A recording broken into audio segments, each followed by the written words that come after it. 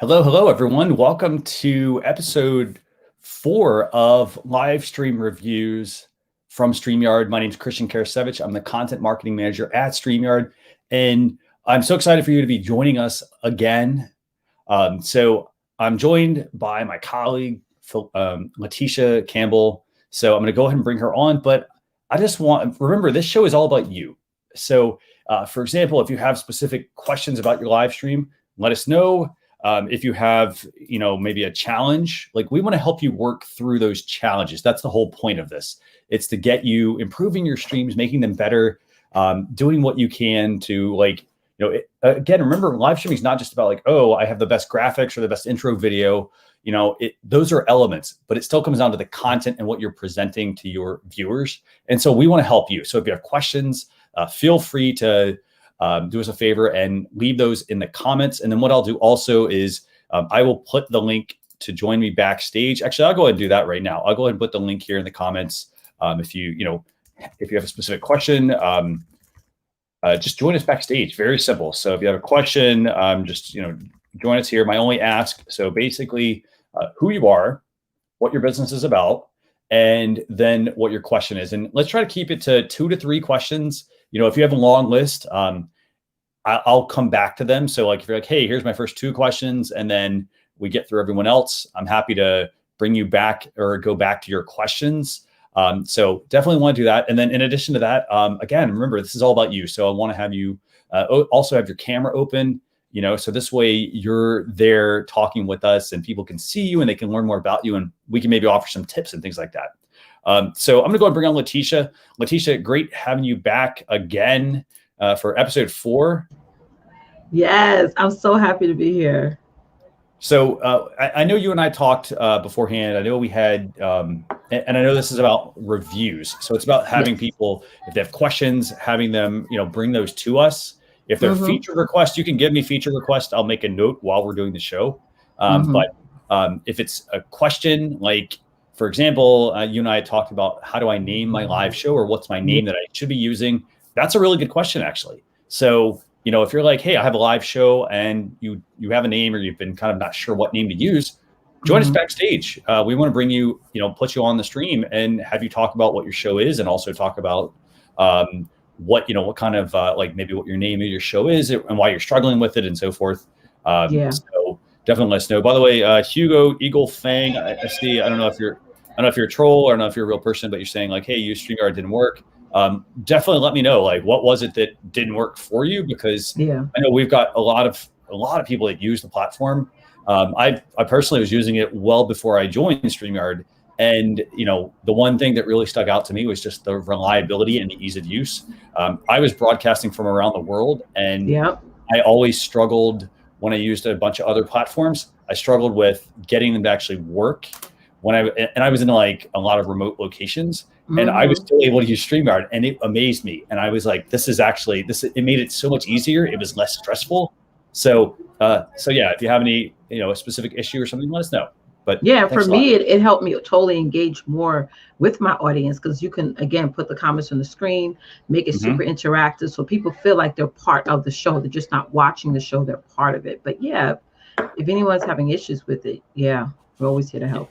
And, and here's the other thing people have to remember. I mean, sometimes what will happen is, for example, I know we had an issue, I think over the last couple of days, it was a Google Chrome issue.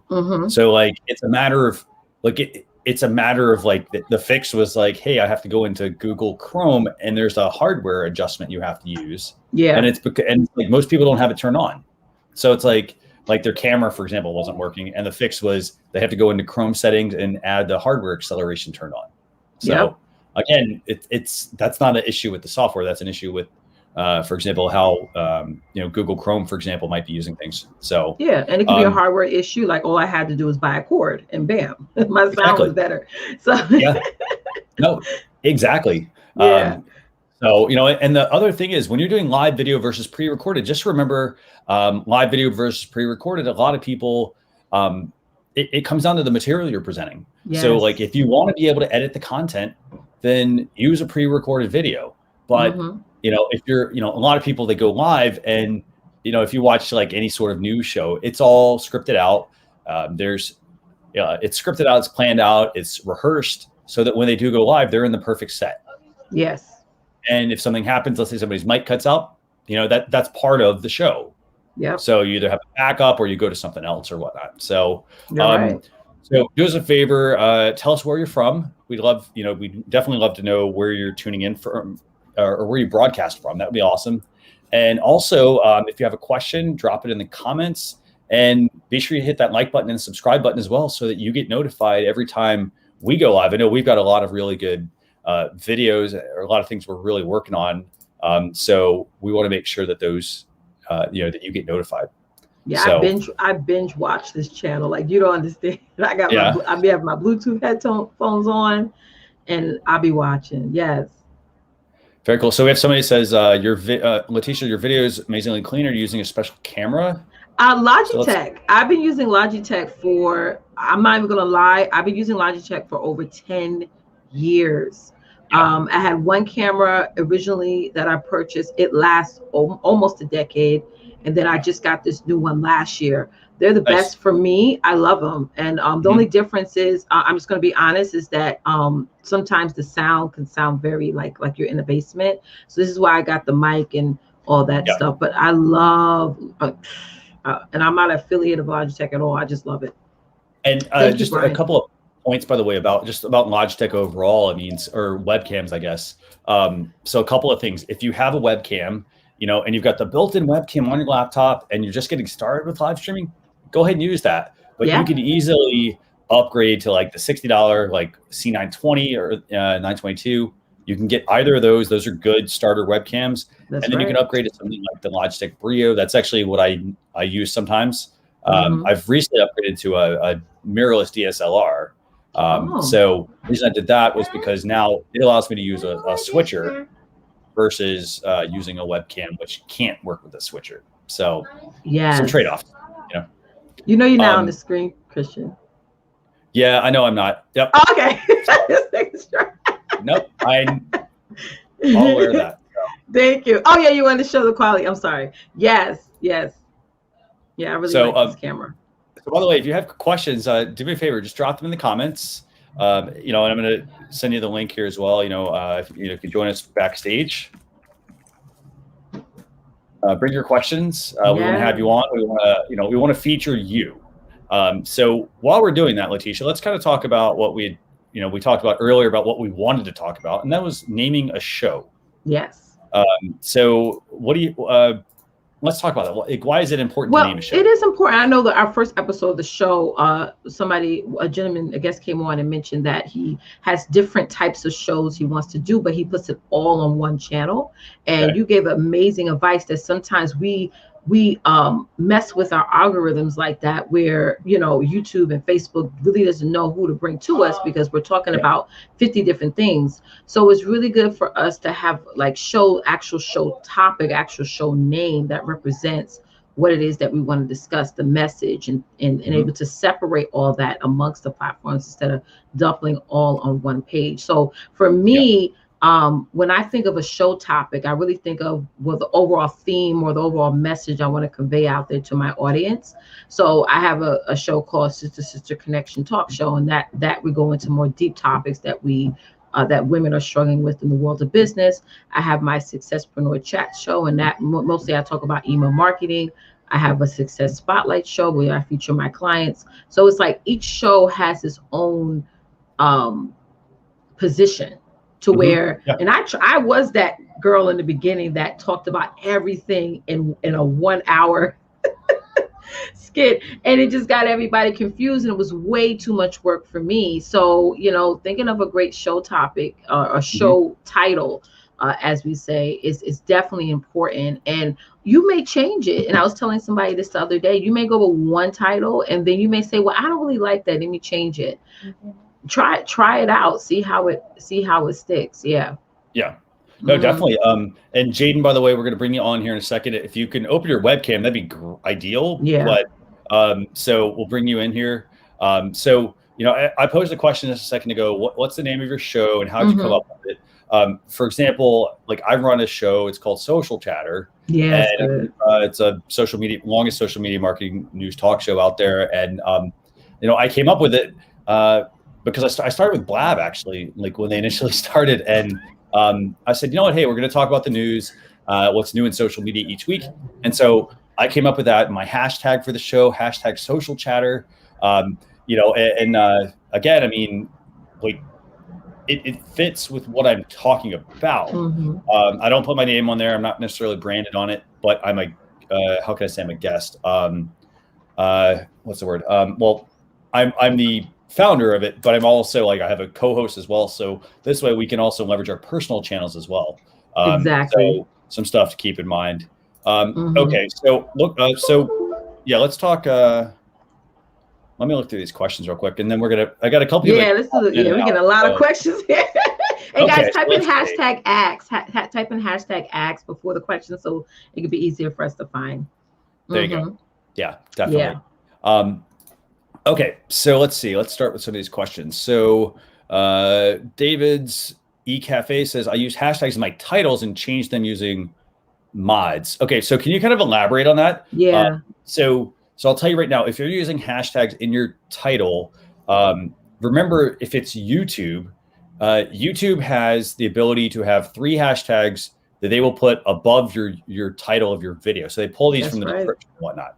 Now they only pick 3. So if you put in 4 and you want like 1, 2, and 4, for example, as your primary hashtags, you need to get rid of the other one. So that's one thing you have to keep in mind. The other thing also is these hashtags now are also being added to what they're calling a hashtag showcase page. And so the showcase page is basically showing you what the hashtag looks like. Did we demo this last time? I'm not sure. No, you demoed it on your other show. I really think you should show it here if you can. So when I actually found that out from Christian, and so what I did was I went into like my last 20 YouTube videos and I changed the hashtags to be put in the description. So now I use hashtag Camel Success Network, hashtag email marketing, and I forgot the third one, but those 3 show up. I don't have to put it in the title anymore. Because we only put a certain amount of characters in the title anyway. So why would you put a hashtag there? It's going to take up too much space. But yeah, I think you should definitely show that. And I love how you mentioned that. Yeah, go ahead. I'm sorry. No, all good. I'm going to bring this up. Let's see. I think. Yes. Okay. So I'm going to bring this up. So this, for example, is my hashtag. So it's my show hashtag. And as you can see, I mean, there's quite a few here. They're all mine, obviously. But then what you'll see here, except for this one, basically. So again, I have to kind of look at that one. But this is basically what it is. So it's youtube.com/hashtag/ whatever the hashtag is. So Letitia, do you have an example of maybe a hashtag we could put in to see what's there? Okay. So like hashtag email marketing or hashtag email marketing hacks. Okay. So this is one thing we want to talk about real quick. So if you're going to use hashtags, so email marketing hacks, sorry. So the way this works is if you're going to use hashtags in your YouTube videos. So the first thing is you want to narrow it down to 3. Now, what I would say is this: I would not pick 3 very, very, very broad hashtags. Here's the reason why. So I'm going to look this up: youtube.com/hashtag/ whatever the actual hashtag is. By the way, do me a favor. Can you keep an eye on the comments while I'm yeah, they're saying they're not seeing what you're showing, but I think you're going to show it in just a second. Yeah, let me pull that up. Yes. Yeah. Good. That's a very good question, actually. So okay, so here we go. So this, for example, is my hashtag. And as you can see here, I primarily own this for the most part. There's a handful of other videos that are also using that hashtag. But again, they may maybe have a purpose. I'm not really sure. I mean, I've been doing my show for like, what, about 7 years now, I think. Yeah. So something to keep in mind is that. So now Letitia said like, hey, email marketing hacks, right? So I'm going to put in email marketing hacks. So now here's what comes up for this. And hopefully, I think, yeah, you guys can see this. So the way this works is, as you can see, I mean, there's less than 100 videos. Obviously, there's only 4. So this might be a viable hashtag to use, because as you can see, this one's got no views. This has 25 views, 24 and 13 views. So you got small numbers of views on your videos. So if that's a video you want to make and you want to put that hashtag in there, good opportunity to potentially get in there. I'm going to use the example of email marketing. And the reason I'm going to do this is because it's going to be probably massive. Okay. So here's what's going to show up for email marketing. There's 3,200 channels alone using this hashtag. And there's about 8,100 videos. So for you to actually get surfaced in this, it's going to be pretty hard. The one thing I would definitely say that you can do, though, which is really good, this is a good learning opportunity. Yeah. So if you're just starting your YouTube videos or maybe you've already done them and you haven't actually spent the time creating the thumbnail, this is a great way to actually get an idea of what kind of thumbnail to make. So for example, I mean, as you can see, they all look virtually the same. It's like person, different person, different person. You know, it's virtually the same thumbnail if you think about it. So one thing you're going to want to do is, I think you're going to have to like try to stand out. Yeah. Maybe make something that's a little different, because as you can see, I mean, it's a bunch of the same people, and everybody's thumbnail, unfortunately. Yeah. So you're right. But yeah, when I typed in email marketing hacks, I didn't see. When I did it, only one person was showing up, one channel. I mean, but yeah, that's why I was like, oh, let me use hacks too. But I get what you're saying. The email marketing one is very broad. I have to really do a little bit more with the thumbnail.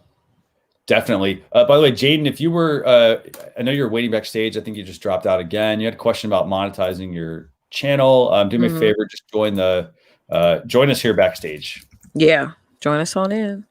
Okay, so let me go through some of these questions. So as far as picking a title, the first thing is you don't necessarily need to use your title in all of your YouTube video titles. So what I would do instead is I would set up a playlist on YouTube. And then as you're making live videos, you put them into a specific playlist. And then on the front of your YouTube channel, on the homepage, you can customize the layout. You can remove like your latest uploads, for example, things like that. You could put it in place of that. You could say, hey, here's the playlist I want people to view. And they don't just have to be your videos. They could be someone else's videos as well. So you can curate a nice playlist as well. So as far as picking a title, I mean, how'd you come up with your show, Letitia? Well, it was like I mentioned, like the overall message that we wanted to convey with our audience. So that's where the actual title of the show came from. So we're talking about topics of domestic violence. Then, we came up with the title for that. And also my title really represents the type of audience that I want to target. So that's why I will have the successpreneur at the end, because, preneur is like saying entrepreneur, you know what I'm saying? Or sister to sister connection is really more for women of color. So it also goes towards, the certain type of audience that I want to. And thank you, Oscar, for helping me. I had to switch my mics there. He was telling me about my sound. Thank you for that. I was wondering. I was like, hey, it's suddenly like, at first I was like, oh, it's on mute. I can't hear anything. And then all of a sudden it was like, I hear this voice. I'm like, oh. So thanks again, Oscar, for helping us with that. Thank you. Y'all the best. So that's where it came from.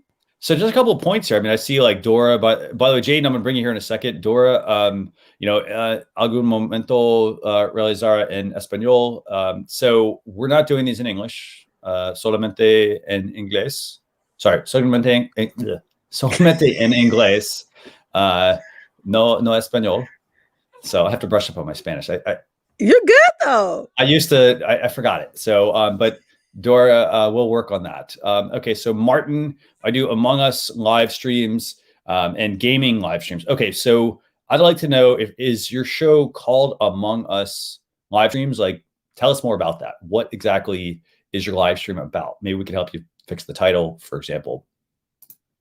Let's see. So Letitia, what else do we have here? Okay, so I don't see any other questions. So let's do this. I think let's bring on Jaden, I guess. Yes, bring her on. Okay, so Jaden, do you have a question?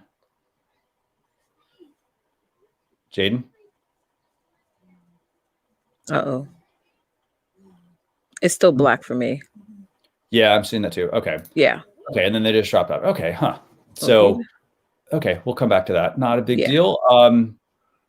Okay, so Zane's coming in as well. Okay, so let's bring Zane in. So, Zane, before I bring you in here, let me answer this one question from Wolves fan Dazzling Dave TV. I think my channel might be a bit different. It covers my Premier League football team, Wolverhampton Wanderers. What are my thoughts? So tell us more about it. Like and by the way, if you can, I'd love it if you just came backstage and we can bring you on live. So I want to have you tell our viewers about this. Like, what is your show about? And then we can offer some advice. And then I'm sure our audience can also offer some advice as well. Okay, so let's do this. I'm going to go and bring on Zane, and then we'll keep going through these questions. So Zane, nope. Oh, okay. No, that's fine. Let's keep it. You good? Yeah, good. Okay. I just heard my son. I don't know what's happened to us. I have to go and check on him first. So Okay. I will have to come back. Sorry. Okay. It's okay. Sure. No worries. Yeah, thank you. No worries. And this is a topic, actually, maybe we'll talk about this when you come back. We'll talk about like how to deal with like kids and guests and things like that. So yeah, take your time. We'll keep answering questions and we'll see. Okay. Oh, that's so nice. No worries. Okay. So let's answer a couple questions. Okay. So can we have moderators for the chat? Okay. So is that so I think you're asking regarding StreamYard. We don't have so the way you could have a moderator for chat is, so let's use Letitia as an example. So let's say it's my account and say I'm like, hey, Letitia, can you help me manage the chat during the stream? This is where you might want to have a producer help you. So the way that it works is I would have to give her either two things. So for example, if I gave her right now you can tell me, Letitia, if you can see this, if I gave you just the invite link, the guest link, you can only see the comments backstage, right? You can't interact with them, right? I can see the comments and I can see the private chat. She can see the comments, the private chat, but she can't actually bring anything in, right? So the only way she can do that is I have to say, hey, Letitia, here's the email address I use. Give her the email address. She logs in, and then it's going to generate a code. It's going to send it to me because it's my account. And then I'm like, hey, here you go, Letitia. Here's my code. Once I give that to her, I then can bring her, give her basically admin privileges. So she's on the same level at that point that I am. And the benefit there is then that she can actually moderate the comments while I'm running the show. So I just keep this in mind. I mean, if you don't have a team, build a team. Build a team of people that can help you. For example, like when I do my show, what I do is I have Jim Fuse and Phil Gerbishak, friends of mine, and they help me Jim helps me co-host, and Phil comes on as almost like a backup co-host when he's available. And what we do is they can either, for example, Letitia can either mention a comment, or if I say, hey, here's my admin login, she can log in and now she can help me bring the comments in. So we kind of bounce things off one another. So I'm not having to do all the comments and everything else. That's right. So just keep that in mind. Okay, so I see Wolves fans going to come backstage. Awesome. Jaden, I see your phone died. So do me a favor. Just charge your phone up and come back in. So let's just, I've got people waiting. Okay, cool. And then let's not forget, Letitia, let's talk about TV Jovan's question about how to insert GIFs longer than 5 minutes. We definitely want to talk about that. So let's go bring on Zane first. So Zane, thanks a lot for joining. Hey guys, thank you so much. Everything okay? No, he was had a plastic stool and trying to climb up to the shelves and stuff like this. So I just had to sort of tell him, don't do that. Always getting stuff. Yeah. And that's the thing about once you're working from home as well, you have a kids walking in once you're live and they wanna, so that's another sort of con working from home as well. Yes. Okay, so let's talk about that. Let's talk about your show. Who are you? So you're Zane Shah, right? So what do you do? What's your business and what's your show title? My name is Zane Shah, and I, as you can tell probably from accent, I'm from UK. And I have a YouTube channel, which is where I make a tutorial about how to sell on eBay, how to sell on Amazon, how to do the Shopify stores and everything. And as a live show, I do a live Q&A on every Sunday. So where everybody can come in and ask me the questions. That's my show is about. I have no particular name for it yet. So I was listening to you earlier. I probably will come up with some name as well. Okay. Yeah. Let us know. Here's the thing. If you have questions, if you have specific ones about once you come up with some names of your show, feel free to message me and I'm happy to take a look at it and help you see what we can do to actually improve it or whatnot. So my particular question is about you was mentioning having a team, building a team as well. So I've been doing this consistently for 1 year now. And I personally have learned from the YouTube a lot. And this is not like my main source of income. I don't really rely on it. So I do sell on eBay and Amazon myself. So I don't really depend on this one financially. So what I want to do, whatever revenue I'm making from a YouTube, I actually want to invest back in. So I have invested in a gear. And yesterday I did manage to hire an editor to edit the videos as well. But the problem that I'm having at the moment is a virtual assistant. It is overseas, and I'm having a lot of sort of hiccups to manage the team at the same time. So I have a virtual assistant who helped me with my Amazon business. I have one who manage my social media messages back and forth as well for eBay as well. But now for video editing, so I have 5 to 6 people working with me. It is being very difficult for me to manage each and every person. Any tips with that would be great. Can I, Christian? Go ahead. Yeah, go ahead. Yes. You need to get possibly an OBM. Okay. What's an OBM? So explain that. It's a business operation manager. They're basically you're the CEO, and then your OBM is here, and he or she is the one that communicates with the team. You let he or she know what your goal is, what you want to get done for the week, for the month, for the year, whenever, and they're going to be the communication with the team, because you are the creator. You have to get out there, create, come up with some new ideas so that you can funnel it down to your OBM, and in that individual delegates all that with the team. Another thing that's so important, I can't stress this enough, you have to when it comes to VAs, whether they're here or overseas, you have to literally have sort of like a standard operation manual, something like where every single process is typed up on a Google Doc somewhere. So in case, like what happened to me is sometimes we have VAs that, would take some time off, or they would go ghost on us. And no matter which VAs we switch, another VA could come on and take over that role, because everything's typed up and written out. All the processes are there. So there's no hiccups. I don't have to retrain anyone.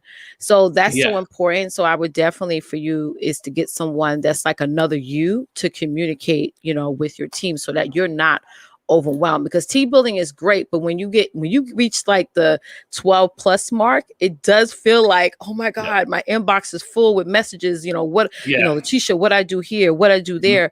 And really, you just need that person in the middle to say, listen, this is what the focus is on this week. This is where I'm going to be at. You have access to my Google Calendar, so the Zoom links, where I'm going to be. Like Christian, when you added me to your calendar, I let the team know. So it's like everybody knows where I'm at. So I don't get like messages and interruptions like when I'm on here, because they know coach is on, so we'll handle whatever issue or anything that comes up. So that was Zane, that will help you out so much.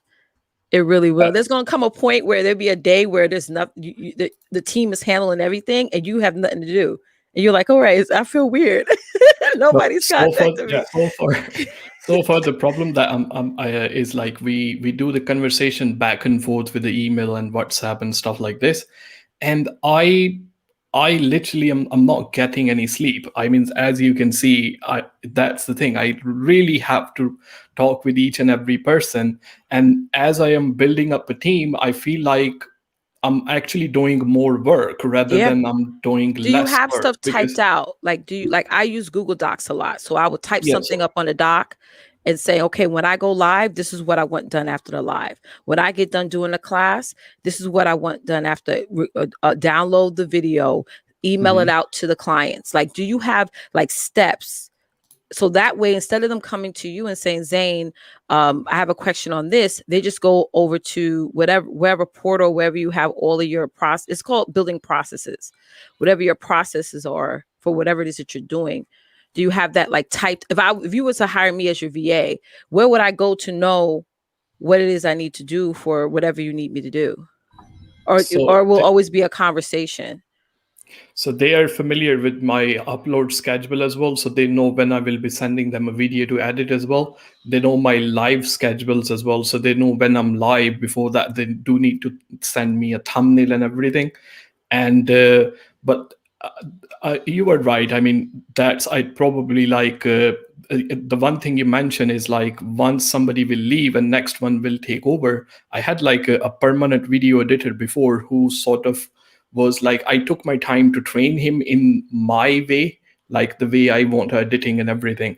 But he left the job, and now when the new one come, I have to really be, as you mentioned, I had no Google Docs on everything, no schedule. And so I had to really train him right from the scratch. So this is something that it's really, so we need to have like a framework somewhere that's really good advice. Something they can click and saying, okay, when I do this, you know, they click on it and they see everything typed out in front of them, you know, because like you said, you're always the one communicating, and that needs to stop this year. You're going to get overwhelmed. Anything would you like to add, Christian? I'd say that's something you need a process. You need a document, a written process, you know, of what needs to happen. So for example, if it's like, let's say it's your show. So having a run of show, for example, you know, that like for example, I have a document that I keep for all of my shows, and it's, you know, what's the, because remember, you can't schedule, for the most part, like Facebook Live, you can't schedule those till like 7 days in advance. So what ends up happening is I then have to make sure I do it at a certain time. So what I do is I keep a document with all that information, who the guest is, the date of the show, the time zone, by the way. So I keep all that stuff in there. And then I have a separate spreadsheet with all of the episodes. So therefore, if I'm going to have somebody doing the work, I can then say, hey, you know what, here's the document you need to go and reference. Next thing, for example, I have a podcast. I have a separate process for my podcast. And that also goes the same exact way.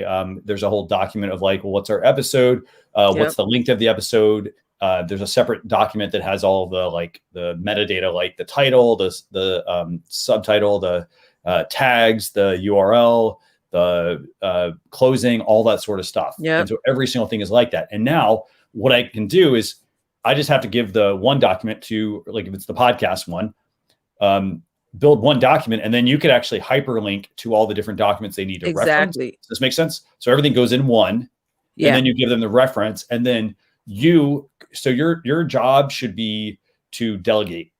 To, you know, and I want to make sure we bring on a bunch of people, because we got a lot of people waiting here, by the way. So make sure you start to delegate your tasks. So for example, and I'm not saying delegate everything, but delegate the things that like that person needs to handle. And at first I'll tell you right now, I mean, it's going to be hard at first if you've not had somebody, because you do have to work through like all the little nuances and the questions and things like that. And you get that person going and you use your process. And then as that process is going, just think in the back of your mind, I'm getting all these questions from people. Like I have this person and they're rotating to someone else, but I keep getting the same questions. Well, then that tells me I need to fix something in this process. Bam. But that's what you need to do. You need to try to delegate as much as you can to those people and make sure it's documented. Honestly, write down everything you're doing right now. Everything you're doing right now, write it down into steps. That's the best place to get started. Yeah.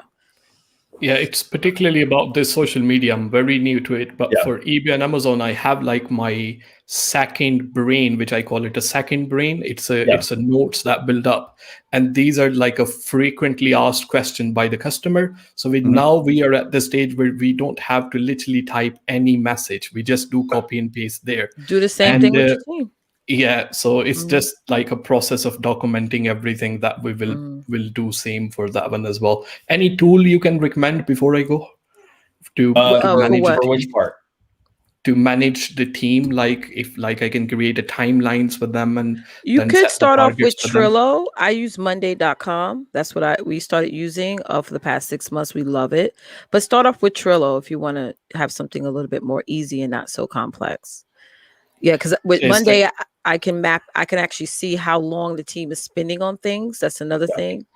You want to make sure that they're optimizing their time. And the other thing I would say also, so if you're using, like I'll give you an example. If you're using for like social media, I don't know what tool you're using necessarily, but one of the tools I recommend is Gore Pulse, is what I personally use. And that tool has, so this way, instead of like having to, so that one has a management side to it. So for example, let's say a question comes in and I'm like, hey, you know what? I need to give this to so-and-so to work on. I can assign them the task and I can just add a comment. And then there's a cool feature in there where, as you mentioned, hey, you're getting the same questions over and over. Here's the way that works. Instead of the person typing it out all the time, you type it out once and then it's a saved reply, and then that person needs to respond. All they have to do is click on the response and send it to something. And that could be maybe at first it's a written message, but then it gets into going into a YouTube video that you've created, or a blog article that has the article and the instructions and the YouTube video or something. Does that make sense? Yeah, thank you so much, guys. I really appreciate that. Cool. Very cool. Okay. See you next week. Thank you. Thank you, Zane. Thank you, Zane. Okay, Dazzling Dave, I'm going to bring you in here in a second. What I want to do is I want to answer just a couple of questions real quick. And I know a couple people dropped out as well. So we'll keep this to like 2 to 3 questions. Who you are, what your show is about, your questions, and then we'll keep things moving. I'm going to answer just a couple of questions here, by the way, in the chat. So let's see. So to Michael Daniel's point here, so we're going to, I made a note of that as a feature request, the ability for guests to see and interact with comments. I got that last week as well from somebody. So I'll make a note of that. Let's see. So thanks a lot. Flat Earth Nation, StreamYard rules. Can you have a co-host do that? Yeah, you can have your co-host do some of the work as well. Yeah, if, like almost like they're almost an assistant or a producer with you, a co-producer. So keep that in mind. Let me see. So a couple other questions. Let's see. Guitar giveaway. Like I don't have any. I don't have any like features to necessarily tell you as far as the pipeline. We talk about those on our Sunday town hall. So Gage and Dan, co-founders of StreamYard, they do this every Sunday, 9 o'clock Eastern Standard Time. They come on and they talk about like what's new. I think it was last week we increased the number of people you could have backstage and on screen at one time. So I think it's like 12 people backstage. Yeah, it's 12 on now, screen, including yourself. So that was definitely a feature we've rolled out. And then, as we roll new stuff out, we'll make sure we update that on the town hall each week. That's the goal of that. And also it's to stay in tune with you. James Hicks, thanks a lot for joining us as well this week. Thank you. Let's see. Any other questions going on? If there's anything else on this, let me know. But let's do this. Let's bring on Dazzling, or you know what, Hunt, Dave, I'm going to bring on Antonio real quick because he's been dropping in and out a bunch. And he was in queue, and I'm going to bring you on real quick. Okay, I promise. Okay? And I promise. It's funny. I'm sitting here pointing at Dazzling Dave here on my screen, but he can't see that. So, Antonio, how you doing? Oh. Okay, so let's see. Do we bring him on? Do we wait for him to come back on? Let's give him a couple seconds here. Let's give him 3 seconds. For 12. Hey, NLT. The show is all about you. So it's questions that you have. Like there's really no, like, I'm not going to just talk about how to name your show, for example. Yeah. If you want to talk about that, we can. But if you have specific questions on things, let us know. Yeah. Okay, so let's do this. Let's bring on Dazzling Dave. We'll wait for Antonio to join back. But Dazzling Dave, how you doing? Yeah. Hi guys. How are you? Great, doing great. Your video looks good, by the way. So it looks like you got good lighting, good camera. Perfect. Oh, this is good. I like seeing the setup. So you got a ring light. And what kind of camera? Yeah, I've got my main computer and stuff over there, and that's obviously I'm just sitting here on the little office. Okay. Stuff. So yeah, I'm all set up. I've been doing YouTube now for probably about 3 years. I've just over 23,000 subs on my channel. Nice. So congrats. It's great. And what I do, as you can see, I'm a massive supporter of Premier League team Wolverhampton Wanderers. So it all started from doing match day vlogs, going to the game, filming the experience, uploaded it one time. People asked me to do more, and it's kind of gone there. And I've got more and more, more and more professional as I've gone along. And it's quite a passion of what I do now. Almost do daily stuff, but because of the coronavirus and the virus, not being able to go to games, being able to connect with my audience. If someone messaged me on my Instagram and said, "Why don't you do a watch along?" And I'm like, "What? You want to watch me watching a match?" And I'm like, "Okay." So I looked at OBS and all of those things look really, really complicated. Found StreamYard, and the one thing I like about StreamYard is it's so easy to get up and going. Obviously, I did a few trials with it, and then it went down really well, and now I've obviously paying for the monthly subscription. And so I'm obviously quite interested to see how you, when you get a chance to have a look at what I do in terms of the streams. A question that I get asked a lot, and knowing some friends from other clubs that do this, we get asked all the time about putting a timer, a match timer on the channel. So, i.e., if it's in the 19th minute of the game and people are watching, I'll get asked, well, what minute we're in all the time? And there doesn't seem to be a way to be able to put a clock timer on like you can in other softwares. Is there any plans to do that? Because it would be so useful, because I get asked all the time. I must be asked 5 or 6 times a game. So I can tell you this. I can put it in as a feature request. I know that it's a bit of a challenge to do. Like, for example, like right now, if you tried to do it, it'd be like a full screen overlay. So I know the way that I can get around it, and I can show you how this would work. And this is where, like, you're going to have to create an animated GIF, basically, and you're going to put it in your logo section. So, like, I'll show you an example. The logos, actually. Yeah. Oh, yeah. So the little trick. So I'll show you how this would look. So the first part, what I'm going to show you, is this one. So this is going to show like 5 minutes. It's counting down, but you're going to notice there's a bit of a glitch. It glitches at 5 seconds in.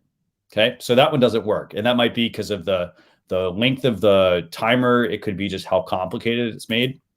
However, I do have this one. This is a 5-minute one that I have, and it's going to count down, and it counts all the way down to 0. So that's the way I would add it right now. Again, obviously with the match, it goes upwards to 45 minutes a half, and then the second half it kicks in at 46, and there's added time and stuff. Is there so it's like a clock rather than a counter? Yes. So so which way are you looking to go? Are you looking for well, the match kicks off at minute 0 in a soccer match, and half time's 45 minutes, and then it might run on a couple of minutes with injury time, and then the second half starts from 46 minutes. And it's just as I'm watching the game, so people can actually see what minute we're on. That's cool that I've just seen you do that. It's like, how did you even do that? So I literally just went to Google. I found an animated GIF, a 5-minute countdown timer, and then I just tested various ones to see which one I liked. Now you could create this yourself as well.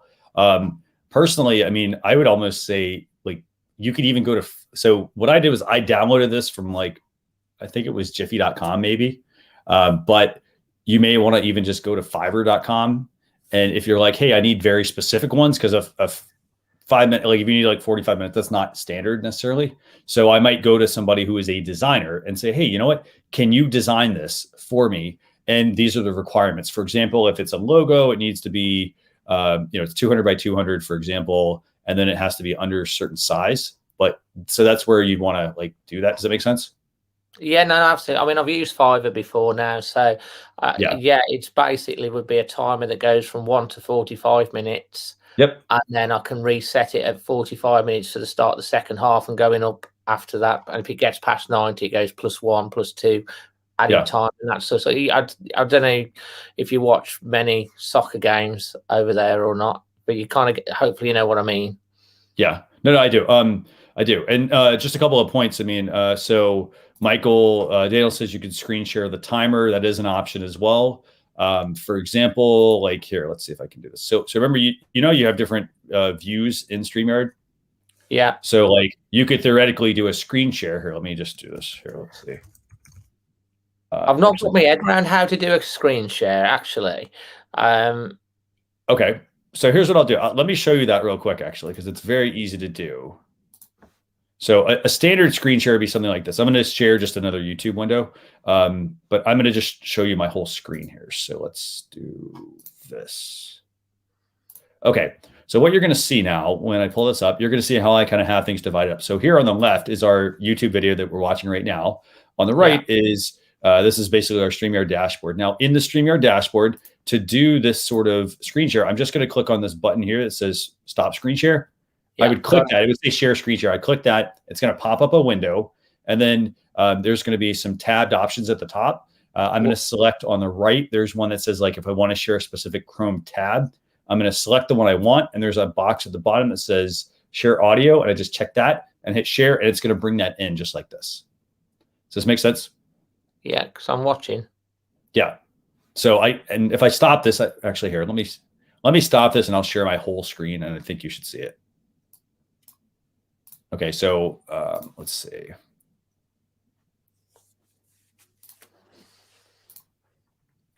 Yeah, you know what? Let me see. I don't think you're going to be able to see the, you know what? You're not going to be able to see the whole thing. But the bottom line is you click on the screen share option that's at the bottom of your broadcast. Okay. It's going to pop up a modal window and you're going to have the ability to select, do you want to share an application? Do you want to share the entire screen or do you want to share a tab?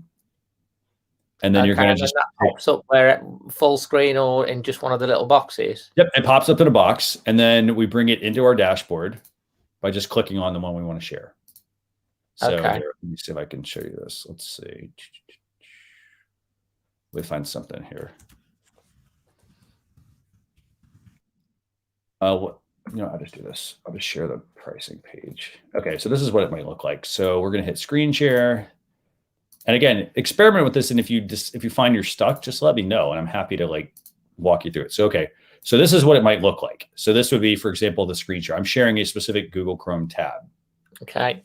And then underneath your video in your broadcast, you have the ability to switch to different views. Like this is soloing myself.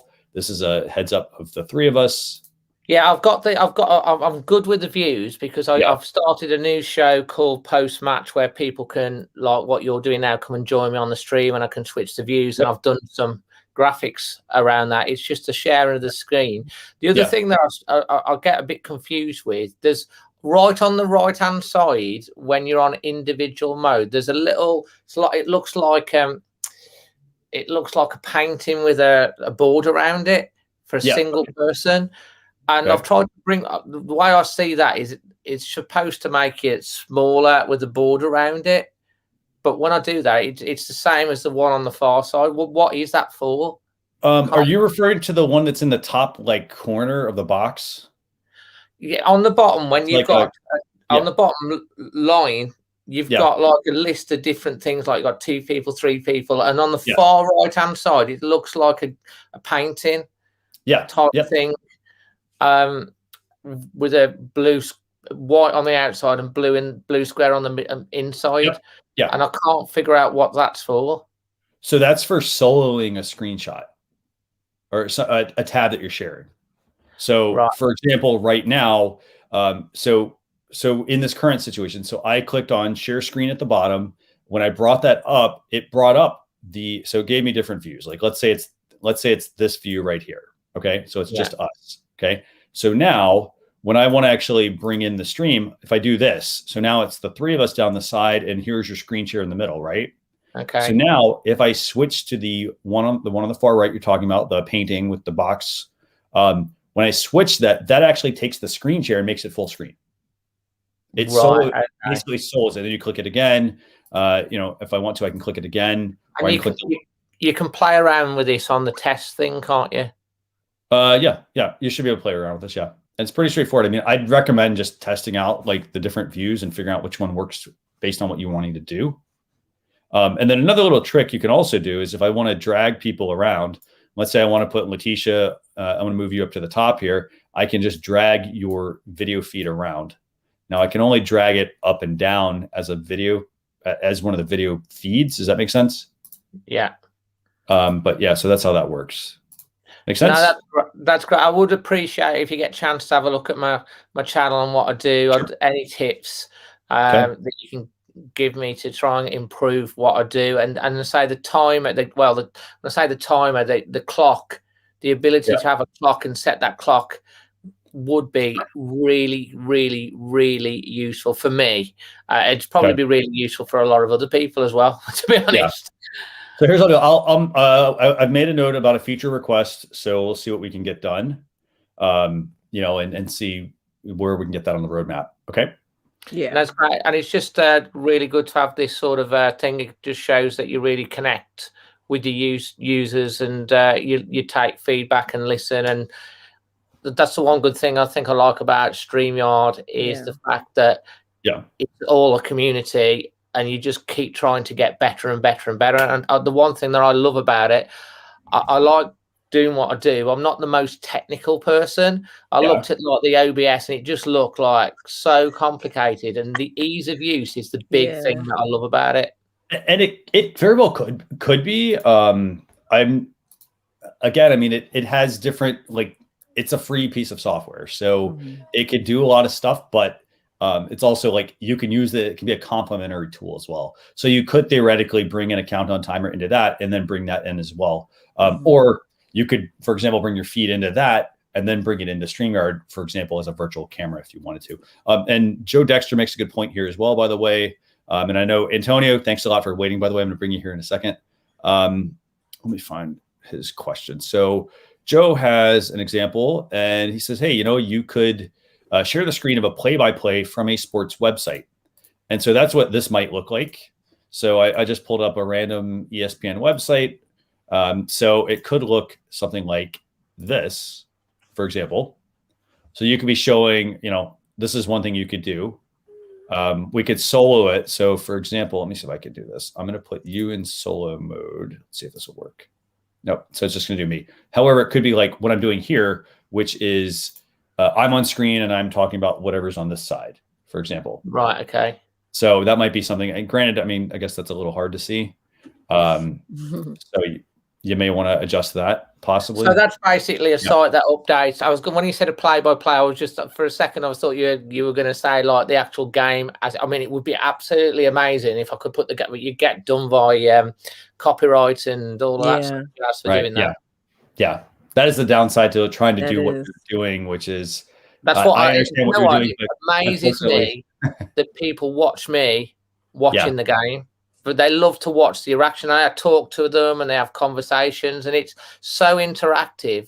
And it helps doing the live streams as well. The one thing I have noticed as well from doing live stream, and this is to anyone out there that's watching this, because people get engaged and they get more of your personality, they get drawn more into your channel. And after every live stream, you've got more subscribers. It's amazing. It really does push your subscribers because they buy into you and what you're doing, and then they want to check out all the other content that you do, which is really cool. I've noticed that since I've done since I've started doing it, that you do get people signing up to your channel and then becoming part of your community, and that's what we're all about at the end of the day. That's right. Definitely. Building that community. And thank you. Anytime. It would be really good, and I'll keep my eye out on that time and the clock. Sure.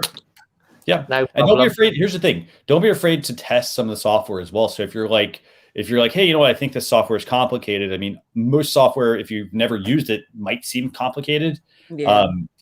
Test it out and so it's like if you're trying to build something, like say you're trying to build a house, you have this grand vision of what you want it to be, but then you have to think every single room, every little thing is actually planned out.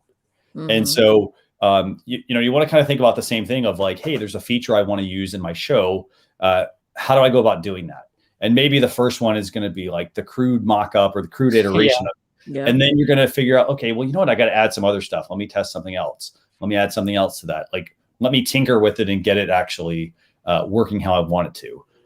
So just keep that in mind. So that's great. And I'll tell you what, if you've not got a soccer team, if you're in the States, because you use the word soccer, it's proper football over here in England. Like, I've never understood. I do follow the American football, but it's all throwing. But you know what I mean. It's like there's not much foot in it apart from the running. And I do follow my American football, and I do like the NFL. But I know you call it soccer, so that's fine. But if you haven't got a British soccer team, Wolverhampton Wanderers, gold colours. That's who you need to support. There you go. Might get some new soccer fans for the Wolves. Fantastic. Awesome. So thanks a lot. Thank you. Brilliant, guys. All the best. Have a great day. Thanks, you too. Okay, so let's see. So Antonio, you're finally up. I'm gonna do one question real quick, and then we're gonna bring you on. So Lenda USA has a question. They're saying suggestions to fix snow-like pixelation when they stream using Elgato Cam Link with Sony a6600 using MacBook M1 chip and docking station. Okay, so I definitely don't. I don't think it's the camera. I think part of that is to make sure you have enough lighting. That's the first thing, because I can tell you I'm actually running. I think I actually have the same model. I'm not running it through the Elgato. I'm using a ATEM Mini switcher, so I don't have to actually have. I don't have. Well, I have one of these as well. So I have one of these. That's the Cam Link. So I have one of these, but I'm not using it because I'm using the ATEM Mini switcher there. So I don't necessarily think that. And I can tell you also, it's not the Mac M1 chip either that's the issue. I have one of those as well. I would say potentially your issue might be your docking station. I know a lot of these docking stations, they only support so much power. And so what a lot of people will do is they will have too much like drawing current from the docking station or the hub or things like that. And so you may need to reduce. So if it were me, what I would do is this: I would unplug everything and let's start from scratch. Let's get the camera, like for example, okay, so all you're doing is literally plugging in the camera feed. So one thing is it could be the docking station. So maybe I'll get just an adapter to be able to plug HDMI into my laptop. So maybe you need, like, if it's a Mac, maybe you need the USB-C. Actually, I think you need one of these. Sorry, I pretty much have everything you have here you need. So I think I would say get this. This is Apple's adapter. It has an HDMI connection here. Let's see if I get the camera to focus on that. There you go. Oh. So it has an HDMI plug. What I would do is I would get the USB-C version. You can plug that into your laptop, plug the HDMI option into your Elgato, and go from there and see if it actually, sorry, you know what? That's not going to work because you need USB. First off, just get a hub. Either get a hub or get an adapter and plug this into your laptop. For example, you would need one of these. You need a USB-C to USB-A adapter here. So you plug this in. Sorry, I can't get that to focus. You need this. You plug this in. This is what I would do first. I'd go with this kind of option. So use this first. See if you can get this to work, and then this helps rule out some of the things. My guess is it's a cable or it's an adapter issue. So, okay. So with that, I'm going to keep moving here. So Antonio, bringing you on. Thanks a lot for the question, by the way, Len to USA. And again, if you have any issues, specific issues, you can also reach out to StreamYard.com/contact. And we have a great support team. They'll answer your questions. Yeah. They'll even help you with your tech. So if you have a specific issue and it's not even StreamYard, they'll help you with that. So reach out to them. Okay, Antonio, good to have you, by the way. Thanks a lot for being patient and joining. Oh, no, thank you guys for being patient with me and all my technology issues that's happening today. How's everybody doing? Amazing. Great. So what can we help you with? Okay, so your name's Antonio. What do you do? What's your show? Right. Well, first of all, I want to say thank you guys so much for this live today. I found it and it's blessing me so much. Letitia, if I said it correctly, I see you out there. Letitia. Yes. Sorry. It's okay. I see you out there in the virtual world and in social media. So you're doing an awesome job. Keep up the great work. Thank you. And Christian, you know you the man. But all the way. There's one problem. Yeah, what's that? I talk to him on social media. He costs me money, and my credit card likes him. Here's the thing. I like gear. I love gear, actually, but I also like making sure people get the right equipment that they need. You do. Yes. You know, I mean, I bought too many microphones to so I end up with too many microphones and too much stuff. Just because I like gear, but I like getting the right stuff and the right stuff. Yeah. You know, and sometimes it's, I'm trying to kind of impart some of my own knowledge to people. So what can we help you with today? So yes, sir. Thank you very much. Here's my question. First of all, we have a show called Conversation with the Ghosteds. It's okay. We have no idea how it happened. It happened during the pandemic. We just went live one day talking about marriage, talking about life. And the next thing we know, people's like, hey, y'all need to keep going. And then we just somehow we just turned into 4:30 on Sundays. And most days we have no clue. You hear me? Real clear. No clue what we're going to talk about until we start talking. And it's just because something happened to us right before that. And we had a spat or whatever, a parenting issue, whatever. We talk about it. And it's really been blessing a lot of people.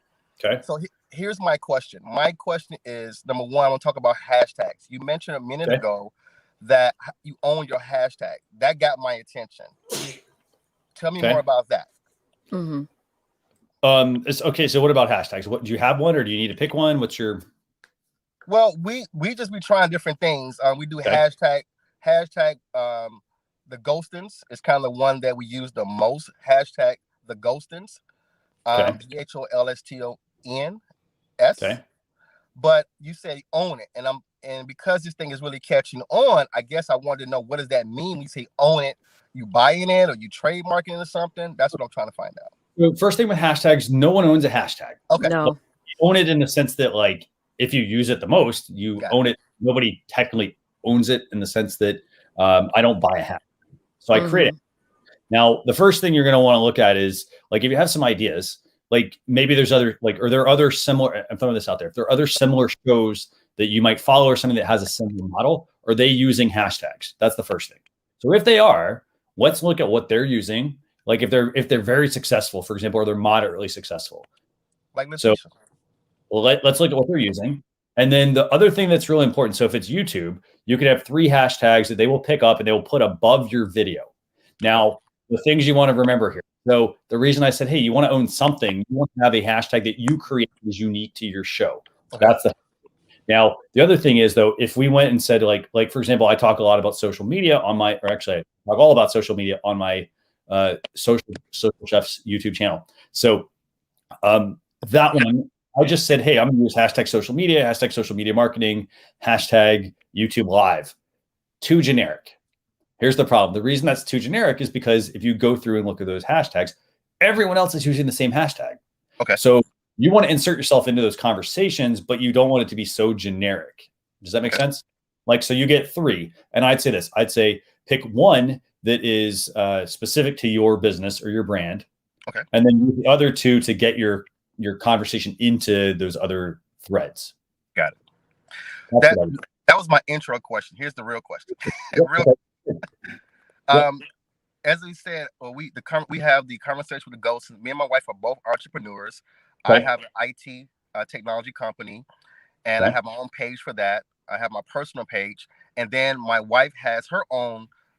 She runs 2 different companies as well. One she does pretty much exclusively on Facebook selling jewelry. Mm-hmm. So we have a conversation with the Ghostins group. So my question is, we don't get a lot of traffic to when we stream straight to the group. We get more traffic on our pages, but we want to kind of keep it, kind of streamline it, so that way, particularly with her, she can't do a lot of different things on her page because of some legality things that she does. So she kind of had to keep them separate. Okay. So in terms of so it's kind of twofold question. How do we just got to build it, just push it straight to the groups? I guess is the first question. And then 2 is around titles. You talked a lot about that earlier in the show. So with respects to titles, we call it, the show is called Conversations with the Ghostins. So what do we put in StreamYard when we go live? Like, what we put just a title and then put the subtitle in the description? Like, that's the biggest thing I want to understand. So let's see. So if you're doing so I mean, if I'm going to put this out on YouTube, the other thing also I try to do is I try to put in I try to optimize every video for a specific keyword. Okay. So that doesn't necessarily have to be in your title, but it does help in the sense that what are people looking for? And Letitia, feel free to weigh in here. So like, for example, if you're talking about like what's a main topic you would talk about on the show? So so we know what the show's called. Okay. But what's the top, like what's each episode about? Yeah. What's the topic? Again, well, the last 2 weeks we talked about the entanglement. Okay. So, and that has just caught, I mean, we've gotten 1,000 calls about this show. Yes. It was called The Entanglement. Mm-hmm. So, I'm not familiar. I'll say right now, I'm not familiar with that necessarily, but you know exactly what we're talking about. So, I'm sorry.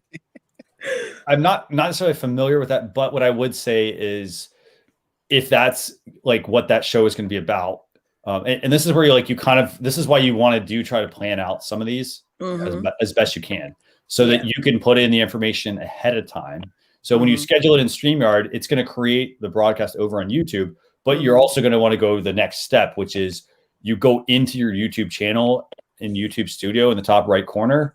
So you click on your avatar, or you click on YouTube Studio, and then it's going to bring you to a page where you can see all your videos. And you're going to then want to go to the live tab, and you'll see the StreamYard scheduled broadcast. And there's where you're going to want to edit. Like if your title and your description are good, great, but you're going to want to add tags related to what that video is about. So you can do it you can do it after you schedule the stream. You can go in there and make the changes. Yep, you should. You actually should. Yes. Yes, a lot of people don't do that. So I didn't know that. I just started doing it. Actually, it has helped a lot. But you know, this is since you and your wife are doing so many different things, it's a great thing that you guys should start building a list. So that way, when you guys are doing different things, different topics, different shows, you can send out email blasts to your list to let them know where they need to go, whichever week. And this is what I like about StreamYard is I could schedule out, like I scheduled out a show I'm going to do next Saturday, and I email my list to let them know that, hey, we're going to be broadcasting live next Saturday. This is what we're going to be talking about. When I wasn't doing that, a lot of my viewers were saying, Coach, I don't know when you're doing what, you know, I was expecting for the notifications to do their thing, like Facebook, YouTube, but that doesn't always happen the way we want. So now people will squeeze your show into their day instead of you just popping up and say, hey guys, we're going to talk about entanglement today. You know, you want a whole sub of people to come on and it to be notified about it, you know, to give them time to make room for you. For the most part, it's about marriage life. Yeah. You're married 15 I know. years. No, I know you know. So that's one thing. So that's one thing. Hey, how you doing? So that's one thing you'd want to do, by the way. So when you put in, like, I know Michael says like tags in YouTube aren't as powerful as they used to be in the past. I mean, they're still, I think they're still extremely powerful. Actually, YouTube uses them as signals. So it's your title, your description, and your tags. They look at them to help, like, part of it's the engagement factor of people tuning in, but it's also what the content is about to help them show the videos to people, whether it's through search or whether they're showing them in the sidebar or recommended videos at the end, or any of that kind, or even when they watch your videos, what shows up down the strip on the side, you want your own videos to show there as well. So just keep that in mind. But I would say this, I mean, that's where you might want to put the broad or some of the broader topics you're going to talk about. Like if it's marriage counseling, for example, or married life or things like that, that's where you might want to put those in there, and there's specific like questions that people might ask. Those would go in your tags as well for your live streams. So thank you so much. Awesome. Anytime. Thank you, guys. You're very welcome. Do me a favor, actually, if you, when you get finished, just head over, if you want to, just head to Facebook Messenger, send me a private message, and we'll chat a little more offline. Okay. I appreciate you guys so much. You guys are both awesome. Enjoy the rest of your day and keep doing great work. Thank you. You too. Okay, so let's answer a couple more questions, and then Corey, I'm going to bring you here in 2 seconds. So let me see what other questions we have here, Letitia. Okay, so, and again, I mean, these are questions. If you have questions, just bring them on. So one quick thing, we were talking earlier about the lending user had a question about their like pixelation and whatnot. And again, I said unplug everything and start from scratch by plugging things in and testing it. NLTMW also made this suggestion. Let me find it real quick. They said docking stations run everything. Traffic congestion becomes an issue. Yes. So there are different types of docking stations, and don't be confused by docking station and hub.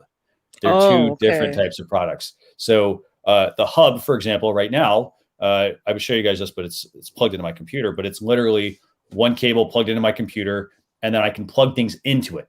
Like I can plug in a monitor and USB-C and USB-A products and Ethernet if I want to. But the way those things work is there's only so much power that they have.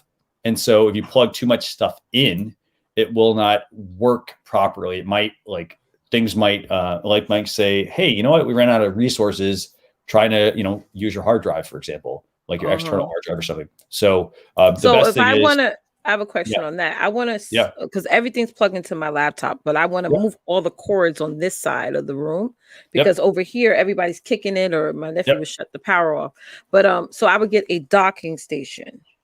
You could get a docking station. Yeah, a docking station. You could get a powered hub. CamLink, for example, makes a good one. And we could talk offline. There's a bunch of different options. But the way those work is they are one cable. It sounds similar, but it's one cable to a box, and then the box is where you plug everything in. But the key difference is it's powered, i.e. it's going into a power outlet. So all the power, it's got enough power going to it to be able to then power all the stuff that you want to run versus just using a hub. If you plug a hub in and the hub only has like a certain amount of power it can give, sometimes your devices are drawing more power than you can give. Okay, so let's see. And then one other quick point, by the way, from Zane. If you can't make the most of what you have, upgrading won't get you what you want.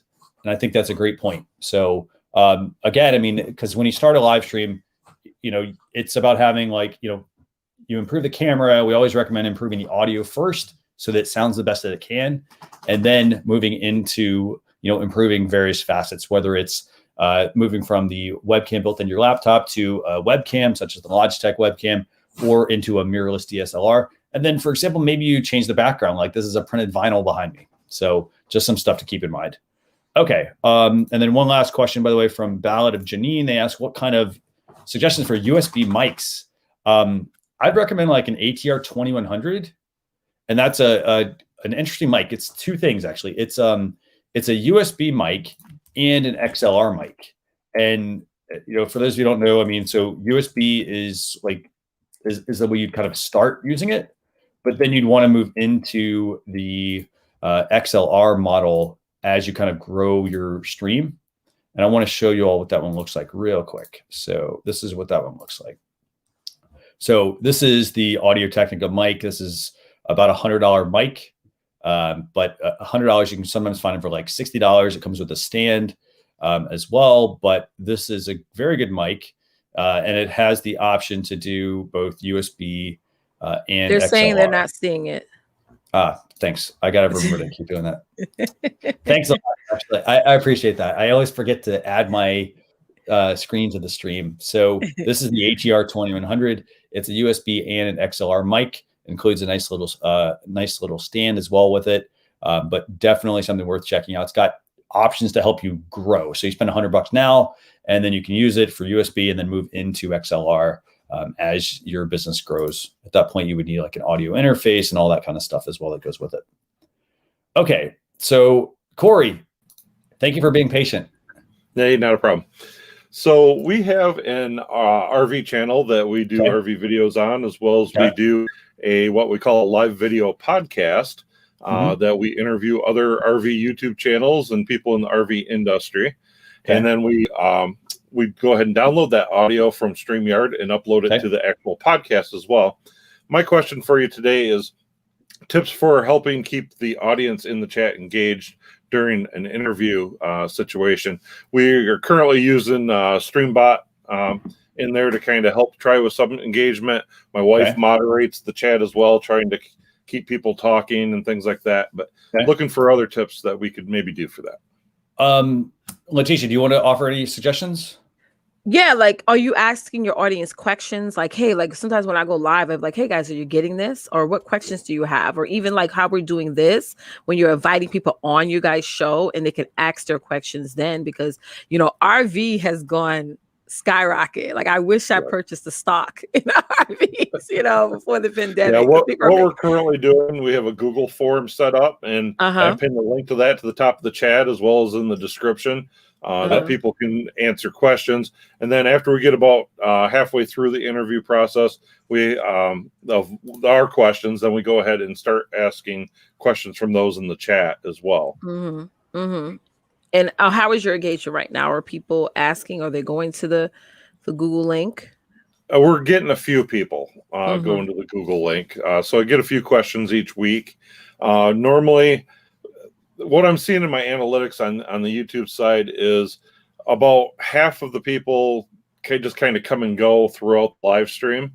And then the other half are kind of sticking through the whole thing. So I'm just trying to think of ways that we can keep them engaged in the chat to keep them around in the live stream for longer retention there.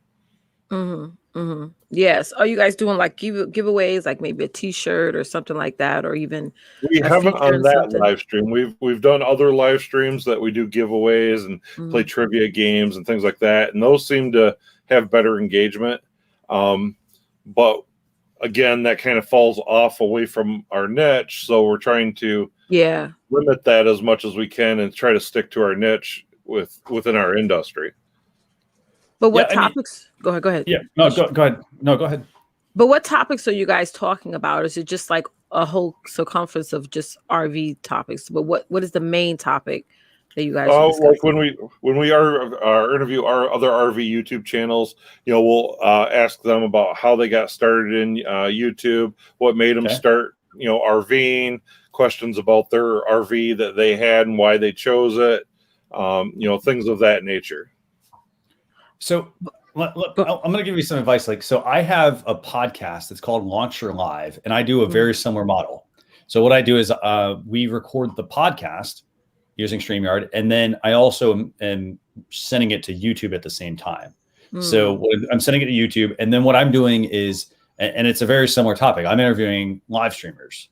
And so what I do is we publish that, we have, in a schedule, we publish that video out and then just optimize it. So we actually aren't streaming the interview. That honestly might be, if it were me, I would take a different approach to kind of how you're doing things. I would consider doing streams on specific topics about RVing. And then, because the thing is, if people are just jumping in, jumping out, like you can't control that. So how do you keep them on? So, if you're doing a live stream and like people aren't joining, for example, then you're like, well, hey, is this worth my time? That's where I would say like, hey, why don't you do a interview series, but publish it as a uploaded video or publish it live, like make it unlisted initially and then put it out there. Now, what you could do at some point, once you build the audience and you get the subscribers going, like how many subscribers do you have now? Right now we're at almost 1,800 subscribers. Okay, good number. I mean, so part of it is going to be making sure you do the standard, like, hey, click click the subscribe button, encourage them to, to do that during your videos. So like whether it's pre-recorded or live streamed, but I might consider doing the niche topics first and then maybe bringing back the interview. Okay. Like maybe live stream the interview after, because here's the thing, if like, yeah, you got 1,800 people. I don't know how many of those are actually active. And so you want to make sure that you get a core active base. That's going to help you, I think, the most. So what I would do is I would do the niche topics, stream some of those and then move into doing the interviews based on what you see. Because I think you'll get more success with the niche topics. I agree. Okay. Yeah. And Michael made a good point. He said, if you have a blog or Facebook community, then ask questions ahead of time and then bring them on. That we do that for one of our shows where we broadcast it officially on Saturday, but on Wednesday we do like, this is what we're going to talk about next on the panel, so that our audience knows that on Saturday we're going to do the show, but this is what we're going to talk about, and we get some panelists to come on then.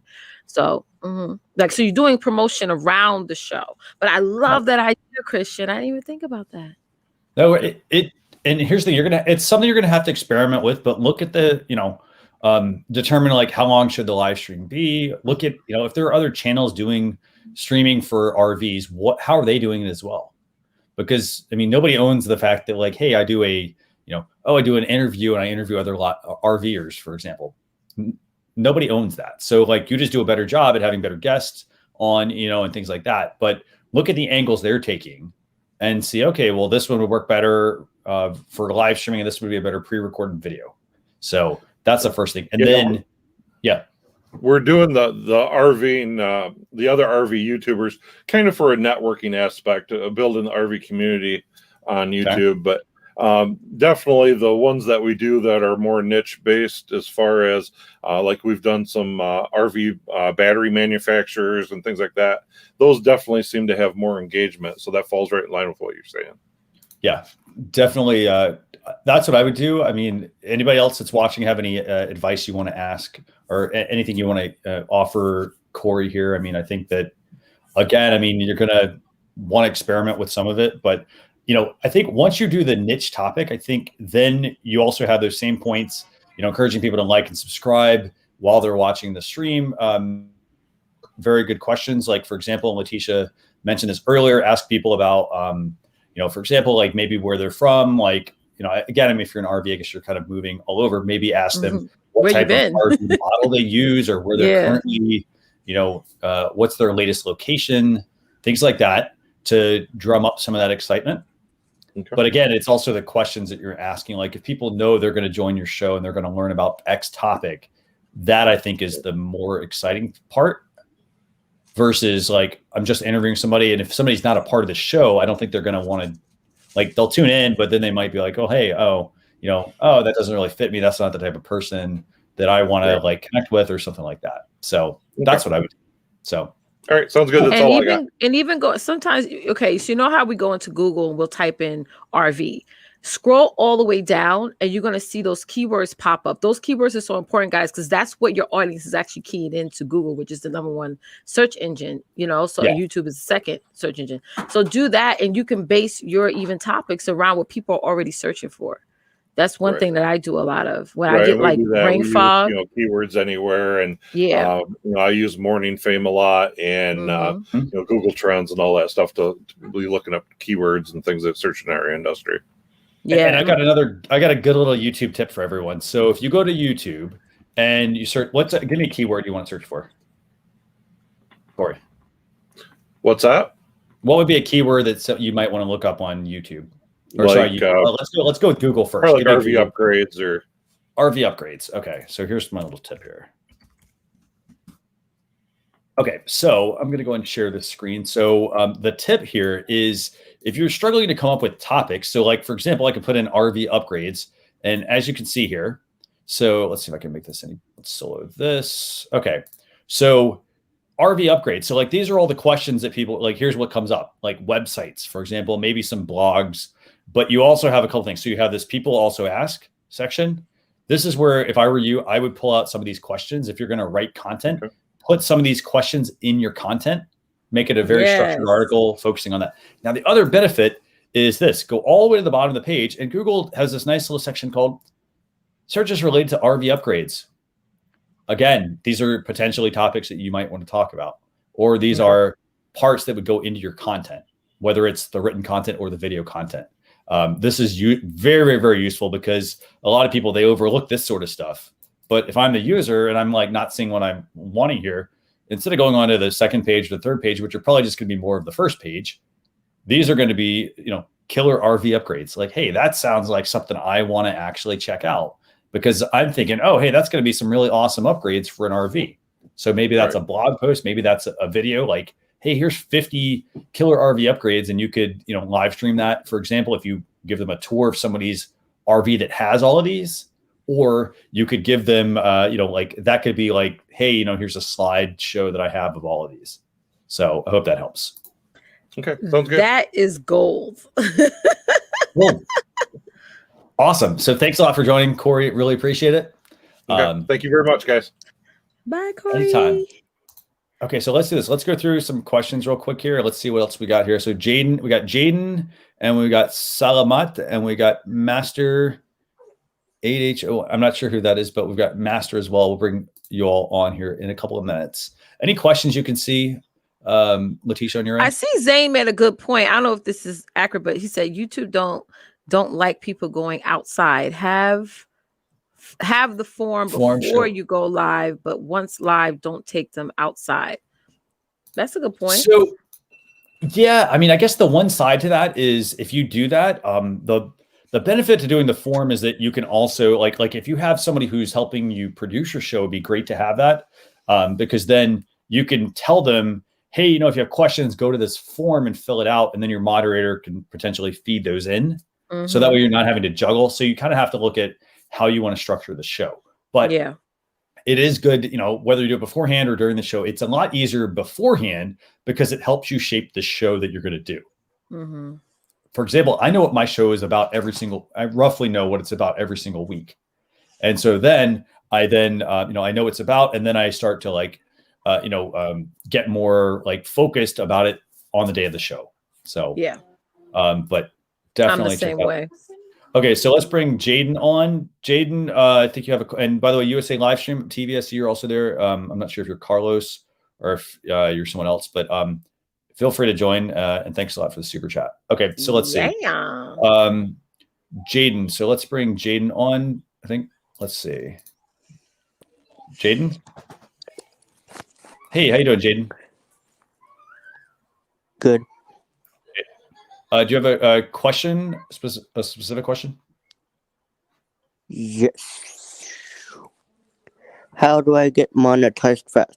Because I am struggling to be monetized.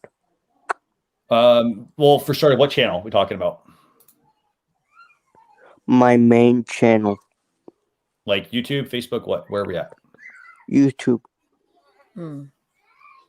YouTube. So if you want, so the first thing is if you want it, you have to enable monetization on the channel. In order to do that, you're going to need 1,000 subscribers and 4,000 hours of continuous watch time. Now, the downside to the 4,000 hours is that like you could be like at 3,900 hours, and then like let's say the next month's just not a good month. You then might drop down to where then you have to actually get more viewers. I think the key thing is creating good content. So create content that people want to watch.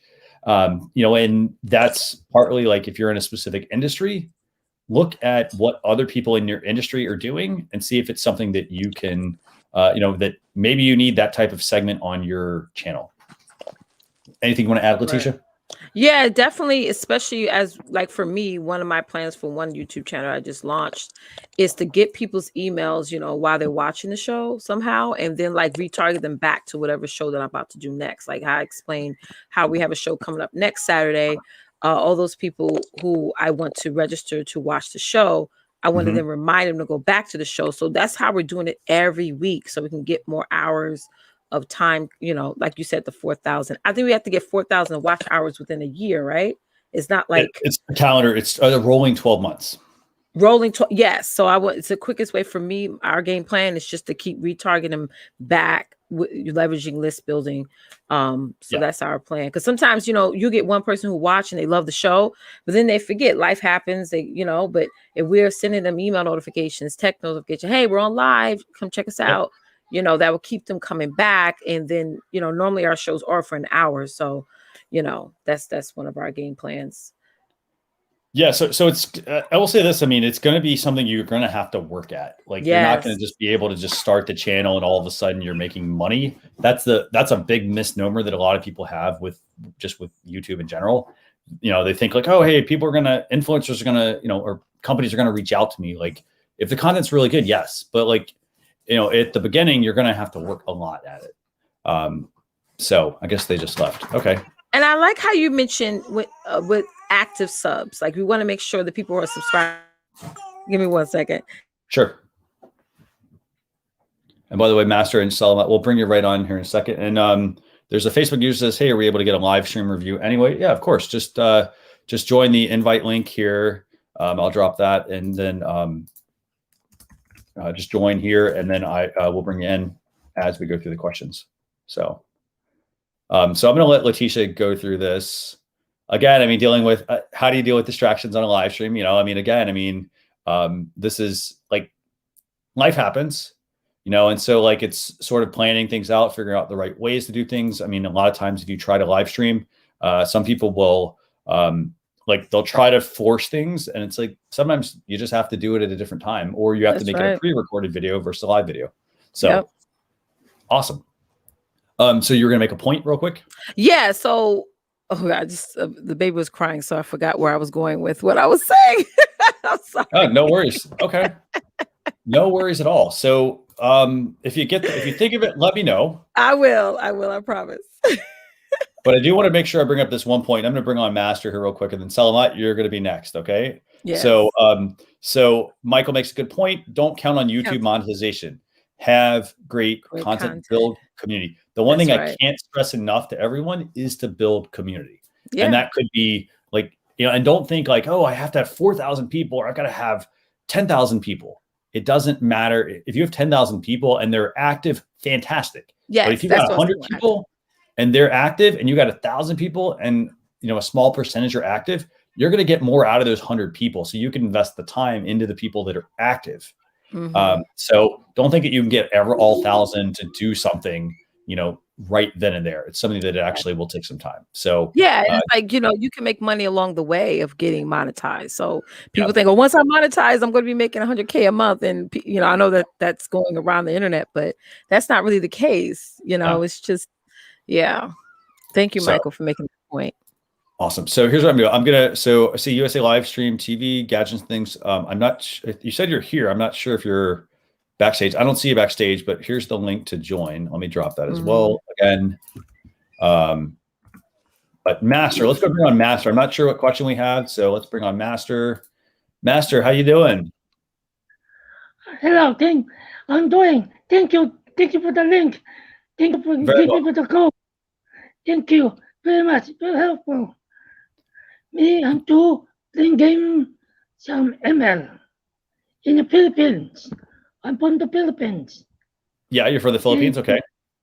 Yes. And also, I'm a PW. Dispersion disability.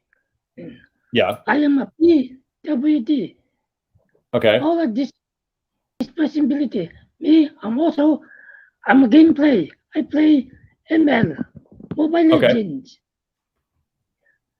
Also, and also I'm blagging. I'm live in Sunday, 8 o'clock a.m. too. Okay. So do you have a specific question? So you go live. Okay, I heard that. Yes. But how to share screen to cell phone? How to share cell phone screen? Good question. Okay, so in StreamYard, is that what we're asking? Yes. Okay. Good question, actually. So there's a couple of ways. So one of those is you can use, the easiest way is to use a switcher. To use like a video switcher where you plug your phone into the switcher, you can hit a button and you can easily switch between the two. And that's the easiest way. It's the hardware way. It's the more expensive way. I know Michael Daniels is actually around here too. Let me see if hopefully he's watching. I'm going to have him. He might have another little hack. Yeah, he'd be very good with that. You can also, I know another way is I use a tool called Reflector. It's called Reflector 3. It's a piece of software. I'll put a link to that here. So this is one option. So it's a piece of software. That one actually works very well for sharing your screen. I know you can also bring your phone in via QuickTime but I'm not sure that I'm not sure if you're on a PC or Mac, but I know that that's potentially a way. And then based on what Michael said, natively, I know we don't support screen shares from an iPhone from a phone, basically, with the StreamYard software. So like it wouldn't come in necessarily on screen. So that's where like maybe trying like a Reflector or something like that would be helpful. Does that help? And then also Yomi is also saying that they use an HDMI Zeta Guard switch. So let me see if I can pull up that one. Yeah, you're basically using the HDMI switcher. So again, a hardware option is a pretty easy way to do things. And the hardware switcher, like here, I'll bring this one up. This is about $30-something. That is also, again, we're recommending hardware only because it's a lot easier to do because you have to, it depends on the device you're using. Some of the devices have things where they don't allow you to necessarily access certain features. So for example, they might not allow you to access the screen on the device for that purpose. So, but this is another option. This is the Zeta Guard. This is the 4K when you basically so what you do is you plug in your phone. So your phone would go in via, you need an HDMI to Lightning or HDMI to USB-C or USB micro, I think it is. But you plug HDMI one goes into your computer and the other one goes into your phone as a cable. So this HDMI 4, 3, 2, and 1, these inputs, these are your camera inputs. So you just plug directly into that and that would help you share your screen. So, and Yomi also says switchers are much easier, and I 100% agree. So, okay. Thank you. Thanks for joining, by the way. I'm going to get here to Salamat here. It's a good question. So if you think of any others, just put them in the comments and I'll do my best to answer them. Okay. Yeah. Thank you. Thank you. Bye. Bye. Say salamat. Bye. So remember, if you want to join us backstage, we're going to do a giveaway, by the way, at the end for some StreamYard merch here. But you could join us backstage. or you can put hashtag ask with your questions and put them in the comments. So I'm going to go and bring on Salamat. Oh, and then actually one real quick comment I want to bring up, NLTMW says, hey, you know what? They recommend Reflector as well, because again, what that does is it, like if you're using iPhone, for example, it uses Apple's AirPlay technology to go from the phone to the computer and to connect the two. And then all you have to do is bring that application in and it works seamlessly. It's extremely fast. But if you're trying to use mobile, so if you're trying to run your show from mobile, screen sharing is not a feature that we do support on mobile. So you can run the broadcast, but you can't do the screen sharing or the green screen and so forth. Okay. And then let's see, what's this one? Could you please just plug the cell phone PC and use a mobile screen capture software? I mean, I guess you could, but I don't know. Letitia, what do you think about that one? I saw on another show that StreamYard was hosting that they mentioned that that's not going to support it, but I mean, give it a try, test it. Yeah, I mean, it's like I don't necessarily go the route of like trying to capture my screen, and the reason is because it also then requires more processing power. Yeah. So like it's trying to capture your screen. So if you don't have a good enough video card, here's what's going to happen. It's going to move extremely slow when you're trying to do things. But good question. Okay, so let's bring on Salamat, and then I got a couple. Walter, by the way, do me a favor, just join me backstage. Here's the link here in the chat. So Salamat, thanks for being patient and for joining us. I appreciate it. Hi, Letitia. Hi, Christian. Hi. I love you both, and I am a Christian loyal fans. Okay, so I have a question. Sure. I am stuck. I am so stuck for almost a year. I am into marketing. Okay, I am into marketing. I am into small business, but for some reason, I get stuck to the same circle. All they want is sub to sub. So my question is that since I have noticed that you are into marketing also, how can I actually get the circle of marketing people or into small business? Because I just can't find the people that I am trying to reach, because I have created my channel actually in the beginning, electronic gadget and things. So when I say electronic and gadget and things, it's fall into electronic, all the gadget that actually we use as a blogger or creator or YouTuber. So it didn't work in the beginning because I just couldn't find the people who are into the gadget that actually, like, for example, those YouTuber who appeared in the screen, your guest said that what kind of electronic that you use, whatever, blah, blah, blah. I am into that kind of niche, but I don't have the people that I am trying to attract.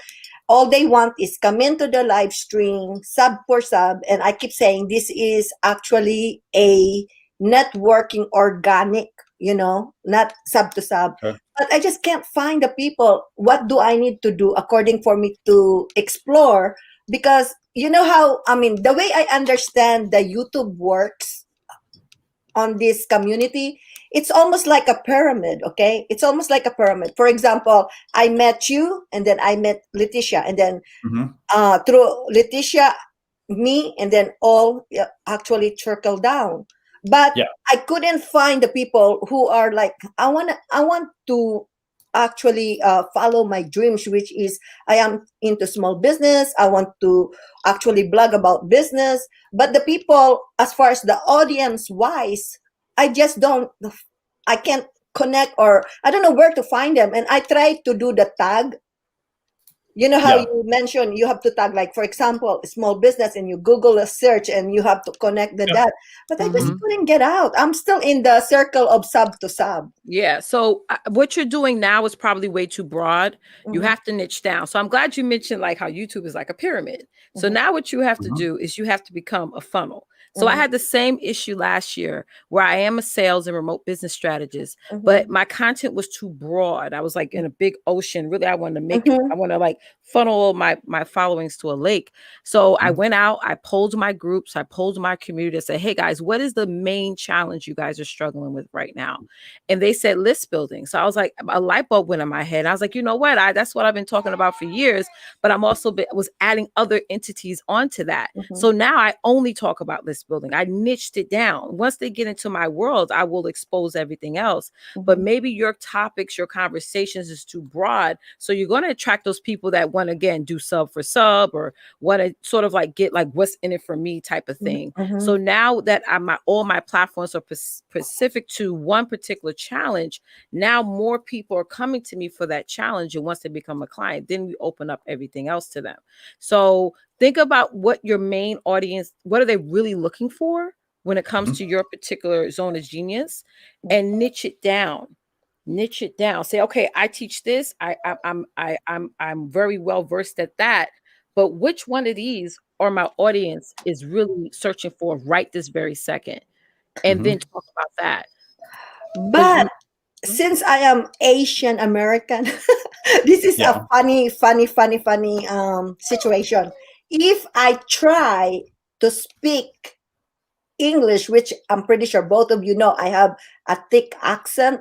They won't allow me to speak English. Then I am an outsider. But if I try, and if some people was like, okay, according for me to be in their circle, I have to be Asian, but I keep explaining to them, I am Asian, but I was raised in America, so I have to speak English. But then when I try to speak English, they do not want me to be around in their circle. Because they're like, well, you look Asian, what the heck you're speaking English for? I was like, well, let me introduce to you this business that I learned in America. Okay, so everybody wants to make extra money, right? Monetization. Like, it's just the only thing that I can say that gravitate, and this is why I gravitate to Christian, because he is, I am into your passion, I am into your niche. So in my circle, even though I'm trying to bring up the funnel, like trying to bring them in, hey, come, listen to me, because this is true. I learned this from Ziegler and Ziegler. Let me tell you, I learned this from Tim Robbins, but they just I just couldn't. I mean, I feel like I am Asian, my body, but my mind. That's why when they asked me, what are you? Who are you? I was like, I'm Black Asian. So they don't actually venture out. And my thing is, I'm thinking, okay, I was like, Christian, Leticia, Nick Nimmons, Darrell Eves, Brian G. Johnson, all this big deal, okay? I've been watching all of you. And I was like, this is the type of, what do you call, this is the type of journey that I want to venture out. Okay, but the Asian in my people, I just couldn't bring them into the business. No matter what I do, they're like, I am only here to sub. And I was like, yeah, I know, but we have to build community. I just want sub to sub. And this is why I was like, there must be a way to get to that algorithm. You know how when you type the tag, so that I can go in multiculture, you know, because I am stuck in just one community. And what I was thinking, how can I get the American people get into my live stream? Because very few American, and I was like, there must be something that I need to know the secret. Because, for example, Leticia go live or you live, I got it. Okay, I am here. But when I do live, it's nothing but Asian, no American, and they don't want, I mean, they are stubborn. I don't want that. I just want sub for sub. And I was keep explaining, according for you to have, like, I have to explain to them, it's really hard to be in between, because I try to explain, according for you to become successful, we have to work hard because we have no name yet. What we need to do is plant the seeds, encourage people to come in, let's build a community, and then we can venture out with monetization. Don't worry about monetization because it will come. The more you do live stream, the more watch hour you're gonna gain. But they are so fast that they just don't want to deal with it. So now what I want, well, actually I have wrote it down because you said produce the show, but maybe if if, of course, nothing is free. I understand that nothing is free. Even if I have to actually pay someone to be in the live stream to start me, to get away. It's like, I was like, I have so much talent that I want to share, because I believe that in this country, I mean, in America, I have lived here for 35 years. If you set your mind, believe me or not, if you set your mind and put it to your head, there's no way you can fail. It's all about, but the one thing that I need to really get the question that I am trying to get from Christian and Leticia is that, how can I get out the circle to be able to venture out? Because I am only have like Asian, but there's no American. But then when I have what do you call that, into small business, that is what I want, is small business network. I want serious who needs life, because believe me or not, in America, you can become whoever you want to be. It's all about hard work. And I never let this saying, if you truly want it, have persistence, determination, work hard. But I said to myself, I've been working so hard and I invest. Believe me or not, I have my own studio in the other room. But I just couldn't get the crowd of the marketing people who are into marketing. So I got a couple of points here. I guess I'm reading through the comments, and maybe these aren't even my points actually. So quite a few here actually. And so Leticia, feel free to bring some of these up. So for starters, the first thing I'd say is like, you may want to like write some content. So get people coming to your website. For example, if it's really good content, people aren't necessarily they don't really care who writes it. Exactly. They want, like, whether that content is written content or it's live stream content with written content, they don't really care who writes it. If it's good information, then I think they'll be into that.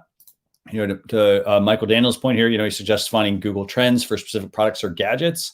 So again, like, you have to kind of, in a way, do your own thing and not necessarily worry about what other people are thinking. If you're just doing it, for example, if you're just doing it on YouTube, then maybe you need to combine that with something else. And what I mean by that is, if you're doing a video on YouTube, create a blog post. So here's the benefit there. When you create that blog post, maybe your blog post will get, ranked by Google.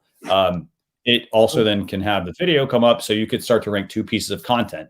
And then YouTube uses, or Google/YouTube, they use those as signals. So if people are watching your videos, they're engaging with it, then they might start to show your video content over on their channel to more people. So that's the first thing. And Leticia, feel free to jump in here. I'm just reading through. Well, I think a lot of it is with identity, and I can relate to what you're saying. When I first started in business, when I first started in this world of marketing, there was no Black representation, no girls, no women that look like me. So I said, you know what? I'm going to be the girl to get out there, the woman to get out there and start being that Black representation. And that's what you have to do. And it's a process. It's not and I know you know this, it's not something that's an overnight thing. But when you get, I really need to get more of identification of what you do. And I know you could reach out to me and Christian later on, but it's really identifying who exactly you want to help. Is your offer going to help them, and become that representation of, whether you feel what I am the representation of the agent community, not the full agent, but you know what I'm saying? Like, that's what I had to do, because I was just like you in the beginning, like, okay, there's no women that look like me. So is there a position or place for us out there to make money online? And I was like, no, dang that. I'm just going to show up. I'm going to hit the go live button. I'm going to go live from my car. I was going live 3, 4, 5 times a day. And then more people who look like me started to really catch on. And then my message ended up, scaling. So it's really about that, your identity of saying, you know what? If I want to reach American market, I'm going to reach it. I'm going to be myself. For me, I said, if I want to tap into this market, being a woman of color, I'm just going to show up and I'm going to do what? I'm going to dominate it. So it is a process. It's not something that happened, overnight for me, but I just started to show up in that way, and not look at the fact that there was no one like me that was at the top at that time. Now there's so many of us out there that it's just like, but I just didn't look at all those. I think a lot of it's in your head, but most of it is you just getting out there and then being specific to a particular topic or challenge that you want to solve for someone, and then just continuously talking about that over and over and over and over and over again. Yeah. And last question, I had mentioned, Christian have mentioned, actually, I have heard him say twice already that the giveaway, like, for example, I'm just using this as an example. I read in the policy of YouTube to give away something, you have to have at least a permit. Is that really true that you need to have a permit? But for example, if you're just giving a cup, right? Like, for example, just a mag, I don't think YouTube will penalize you, right? So I just want to make sure that I'm doing everything by the T according to YouTube, because it's very, very strict now. So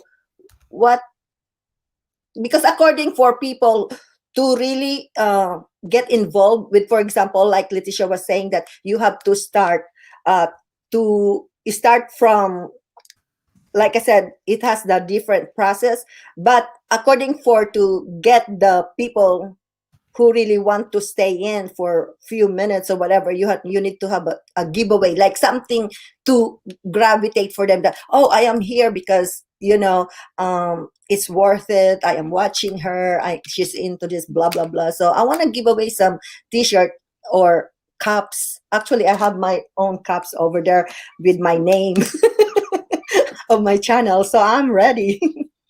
Yeah. So I just want to have my business. I don't know what it is. I want a business, but like I said, I am into marketing and I want to invest, because of course you can't make money without, but I just don't know anything. I almost done Amway long time ago, Mary Kay. I did everything, all the marketing, and the Bitcoin is a little bit far-fetched for me because it's very hard, to really hold it. So I am looking for marketing. I am looking for something that I can say, hey, I am doing this and I want you to focus. That way, it has a solid structure for my live stream, that I am really in that position. Because if you just talking and blogging, people will like, yeah, right. How people there sometimes doubt. So I want something solid that I can use. Well, that's a question that you have to answer. Like, it's about what do you want to talk about? What do you want to teach? What do you want to offer? What industry? Small business and marketing. Like I am. But that's broad. That's broad, Mama. That's you got to definitely niche down. Yeah. I'd say this. Just looking at a couple of comments even in here. Let me find this real quick. So, like, for starters, it's some of it's being. I don't say you're doing things the wrong way. No. But some people, like, you have to be smart. Like, so for example, let's just use an example. If you're just like walking, you're walking along at the pace that you want to walk, right? If you're running, you control the pace as well. Okay. So you can run faster. For example, you get somewhere faster. Now, let's say you want to take bigger leaps. How do you hop? So or how do you take one big step instead of like 10 steps to get there? And Bonnie makes a good point here. Let me find it actually real quick. Bonnie says that you may need to partner, for example, with other YouTube broadcasters. Like that might be a good place to start. Partner with people, or like so one thing you can do is you can go to somebody's YouTube channel, and you can go to the about section. Again, so like if you're doing a YouTube live, let's say you're not getting any viewers, and you want to try to get more people, what you can do is you can go.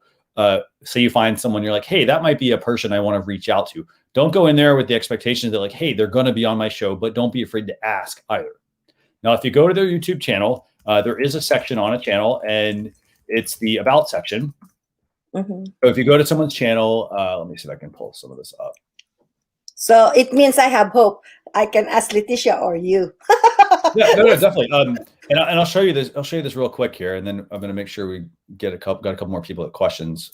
So I'm going to share the YouTube channel here, and so what you're going to see here. This is, for example, this is the StreamYard YouTube channel, and so if you go to the channel, and this is across all the channels. So if you go to this about section here on the right, and you scroll down here, what will happen sometimes if somebody, for example, has put their email address in here, you can click and verify the person's email within here. So like in this case, we don't have the email visible, but you will see this on certain people's channels.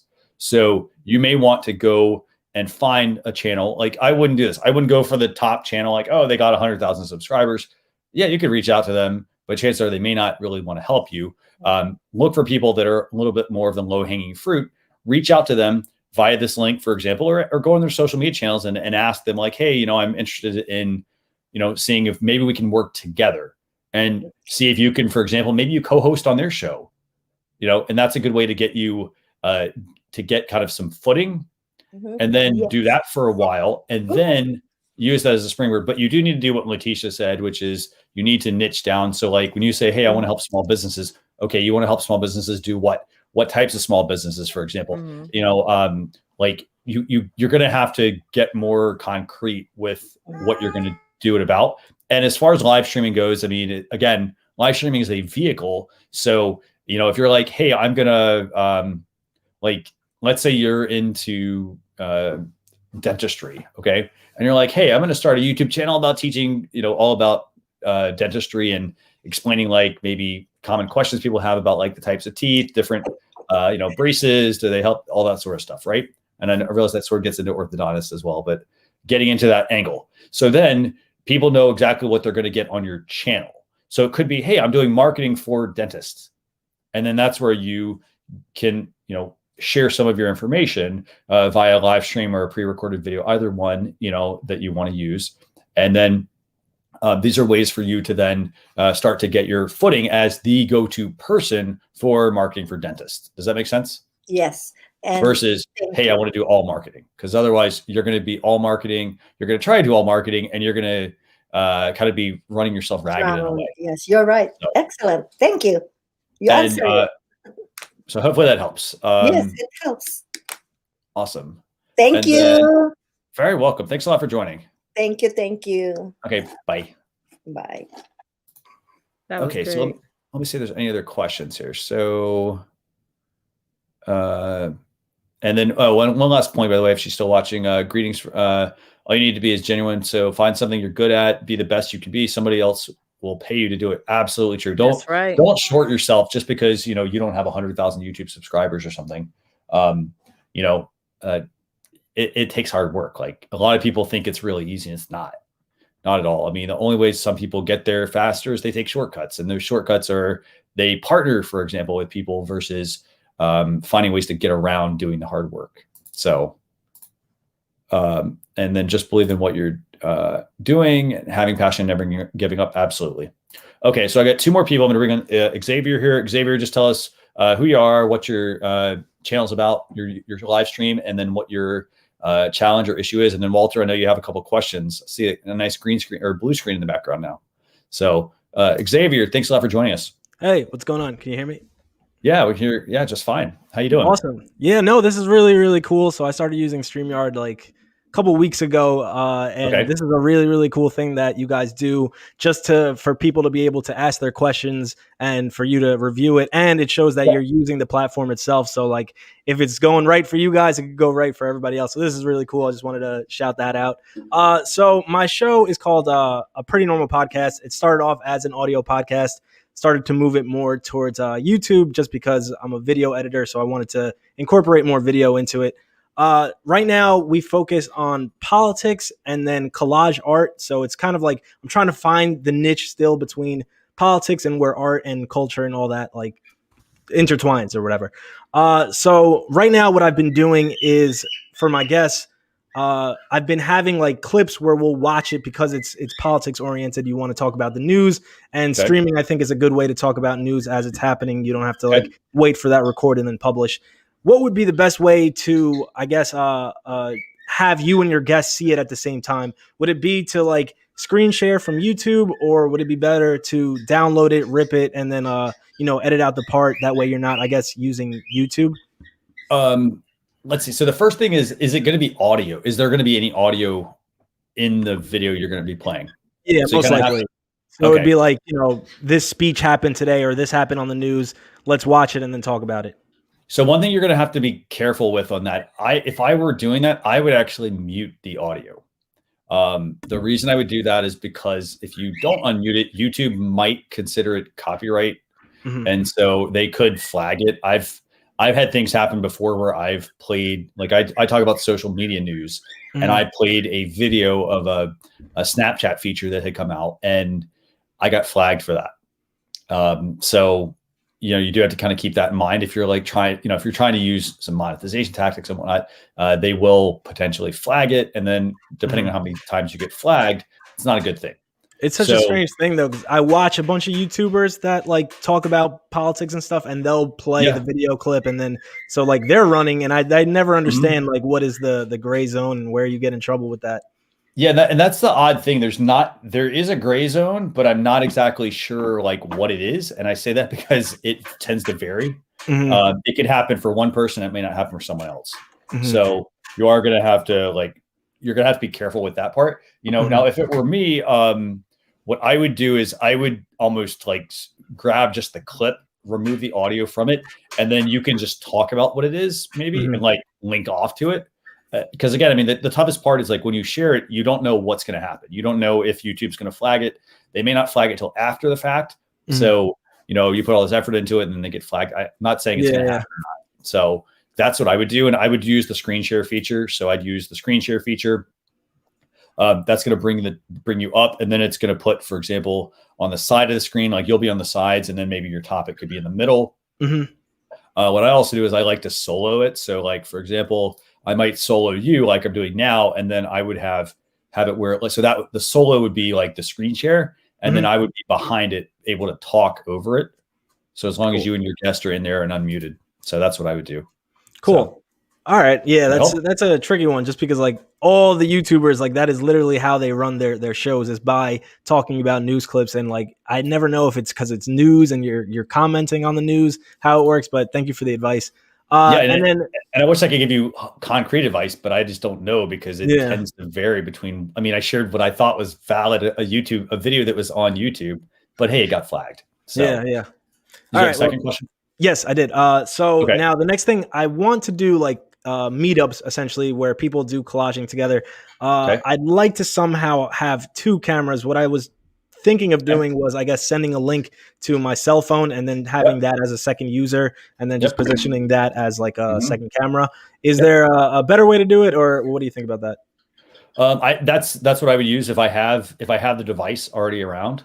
Going back to the point made earlier in the show where, the person talked about, Zane talked about using what you have. So if you've got an extra smartphone lying around, send the link to yourself, position that camera where you want it to be. That's a great way to use that. There's also an app. I don't know if you're an iOS user, but it's called Overviewer. And that might be. But what does it do? What does it do? So basically, like if you're like, for example, if you're a teacher and you want to show something, you've got your main camera here, you have to like this app basically lets it connect to the computer, and then it lets you share your screen, like what's coming from the camera. So it might be worth checking out, something like that as well. And also Reflector, again, same thing. That's another way to bring in, that's a screen share option. But I like the idea. If it were me, I personally would set up the camera, the smartphone, send the link to the smartphone. It will come into your StreamYard dashboard as a camera feed, and then you can just switch between the two.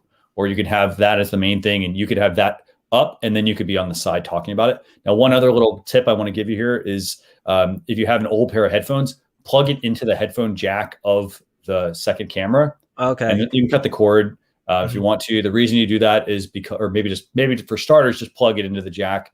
The reason is because it shuts off the microphone. Otherwise, even though you put the volume down, it doesn't always mute the smartphone. The feedback. Okay. Yeah. Cool. And then my last question, is there any plans on making it? So I know right now you can do up to 30-second videos, but it's only MP4.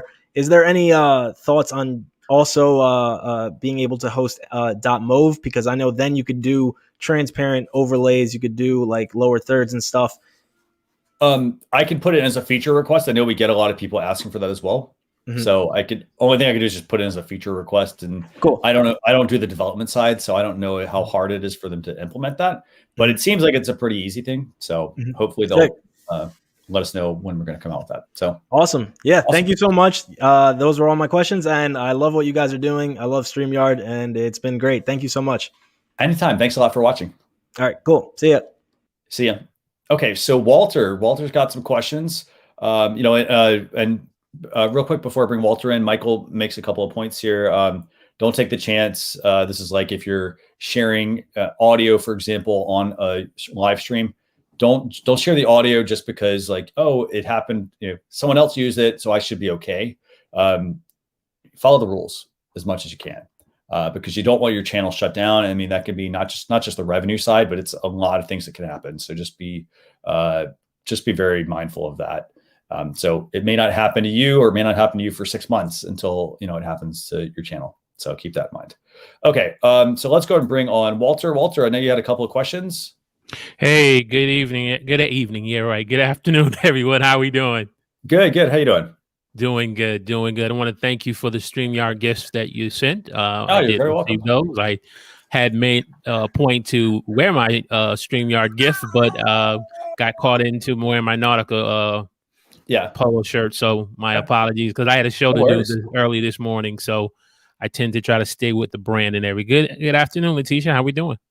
I'm doing great. Thank you. Oh, I hear the mommy thing going in the background, so I understand. So a couple questions for you all. I wrote it down on my notepad here. So the first one is going to deal with ear monitoring headphones. I know you touched on this a couple of weeks ago.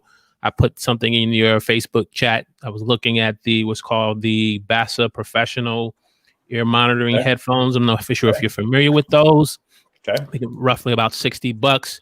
Want to kind of get your feedback on those, because today is Amazon purchasing day. So I was looking to purchase me some ear monitoring. I'm moving away from these big headphones here. So which model are you looking at? It says here on Amazon. Let me just open my screen up over here. It says the BASA Professional Ear Monitoring Headphones for single drummers, musicians. It's for roughly about $59. What's the model? Are they wired or wireless? They look like they're wired, so they have some wires connected into it. So I'd say this. I mean, I think that, let me go back to this view real quick. I think so I'm using wired ones as well. I think these are Sennheisers. I think I paid like $70-$80. I'd say, I mean, you'd want to test them out. I mean, see if you like them. I tend to go with some of the more name brand models only because what's the word? I go with more of the name brand models because I know like the quality that I'm going to get. Okay. The quality, and the other thing is the warranty side. But I mean, again, if you're just using, I mean, they're basically if you think about it like this, they're just headphones. You're plugging them in, and then they just, in this case, they go in your ear, so you can't actually see. Or for the most part, they make clear ones as well. So you put them there, and they don't look like that on camera. Like, oh, I got headphones on. And in this case, these are running like down my like sweatshirt here. But you are going to also, if they're wired, the other thing you're going to want to get is you're going to want to get an extension cord for your headphone jack, because otherwise you're going to be like, it's a short cable usually. So, but I mean, I think here's the thing. If it were me, I would test them out. I'd get them, see if you like them. And then if you don't like them, go from there. But like I said, I can recommend some other ones as well if you want. Sure. I mean, if you wouldn't mind dropping that in the Facebook Messenger chat, maybe a link, that would be definitely great. Like I said, I tend to, if the ones that you're using are good, and you're telling me only an extra $10-$20 and they're wireless, then I'll probably just go with those versus trying something and then turn around and go back into the well and have to redo it again. And then I got a free extra. And again, it's nothing wrong with having an extra pair or anything, but if what you're sharing, and Letitia, are you using the same kind, or are you using a different? No, I'm actually going to get the ones Christian has, because again, it's just for the sound, so I can hear you guys. This I just have because the kids do remote learning, so I just stole theirs. Oh, bad mommy. Number two, and you touched on this earlier with an early question, docking station. So I have a second monitor that I need to hook up. I have a Toshiba laptop. Now I noticed you mentioned a docking station, and you mentioned something about an Apple. See, I'm in the PC world. I didn't go over to the dark side of the Mac world. What's a good recommendation on a good docking station that works with a Toshiba laptop and a Dell monitor? What is it? USB-C primarily? USB-A? What do we got? That I don't know. because I'm basically hooking an HDMI cable from the monitor. Okay. For the second monitor I have right now, I just have an HDMI cable running from that, and then I have the power cord powering up the monitor, the Dell monitor. So I'll say this. I mean, the main ones that people are going to get, a lot of people like the CalDigit ones, and then the other ones, the CalDigit, and there's also an Anchor one as well. Those both work extremely well. The caveats to both of those types of docking stations, those are Thunderbolt docks. So that's one thing you kind of have to look at. Like, are you a Thunderbolt user, or how's it connecting to your computer? So if you're telling me like, hey, I'm not using USB, like, they're expensive. But the main thing is because it's the speed, it's the ports, and so forth. I mean, even if you went with if you didn't go with CalDigit, you went with like a Targus, for example, they're also expensive. Like the CalDigit ones are about $200 to $250. Right. What is this one? The Anchor one is $250. These are powered docks, and then you can go with some other brands as well. Like the Targus ones are about $100. They're $105 up to like $400 actually, depending on what you want to do. Right, because I'm trying to prevent hooking everything up into the laptop. Right now, I have the HDMI going into the side of the laptop, and now you introduce another monitor or some other things. That's all pulling on your laptop, and at the same time, you're doing live stream using StreamYards and everything. So I'm trying to prevent. I just recently read on an article that Toshiba basically has really stopped making laptops. They've kind of because they're no longer so I'm trying to do that. So I'll definitely look at that. Targus is something I'm familiar with. I've even looked at a Dell docking station, but again, looks like the price range is $150 to almost $300. So I'm like, okay, I have to put that on my wish list. Let me pull this up real quick. Let's see how this looks. So I'll show you guys like the Targus one, for example, that's here. So, and the reason I was mentioning these, okay, so like the great thing about the way these work is they're powered. So meaning you're plugging into an outlet. So for example, you've got the power outlet here. So that's what's going to run all of this. Now, the thing you have to start looking at are the ports. So this one, for example, I think is $192. And it's USB A, AAA. So there's some A's. There's a USB-C port, an Ethernet port, and then you've got video stream A. This is HDMI, and then mini display port and HDMI and mini display port. So so this is this model, for example. But you do have to look at, and in addition to that, by the way, the sides there's a USB, I think that's a USB-C on the side.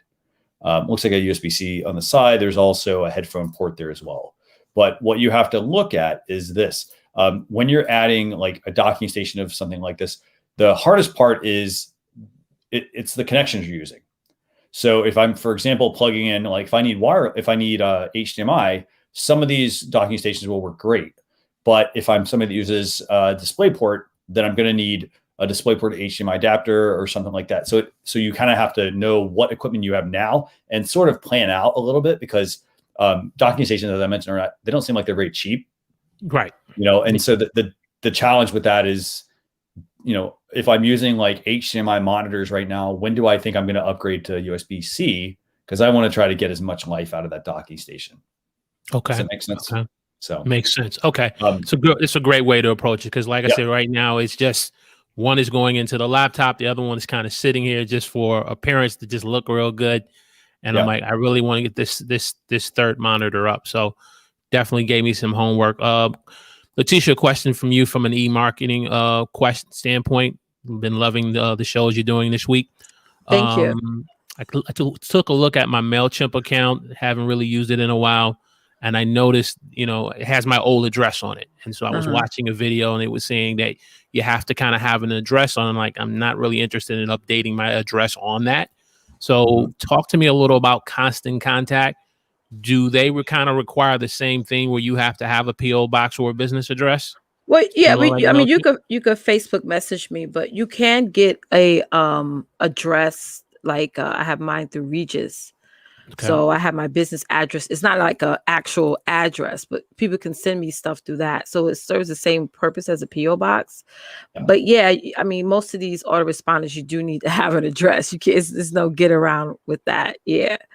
Gotcha. Yeah. Because I've been really using my email marketing strategy in terms of promoting the, my live streams.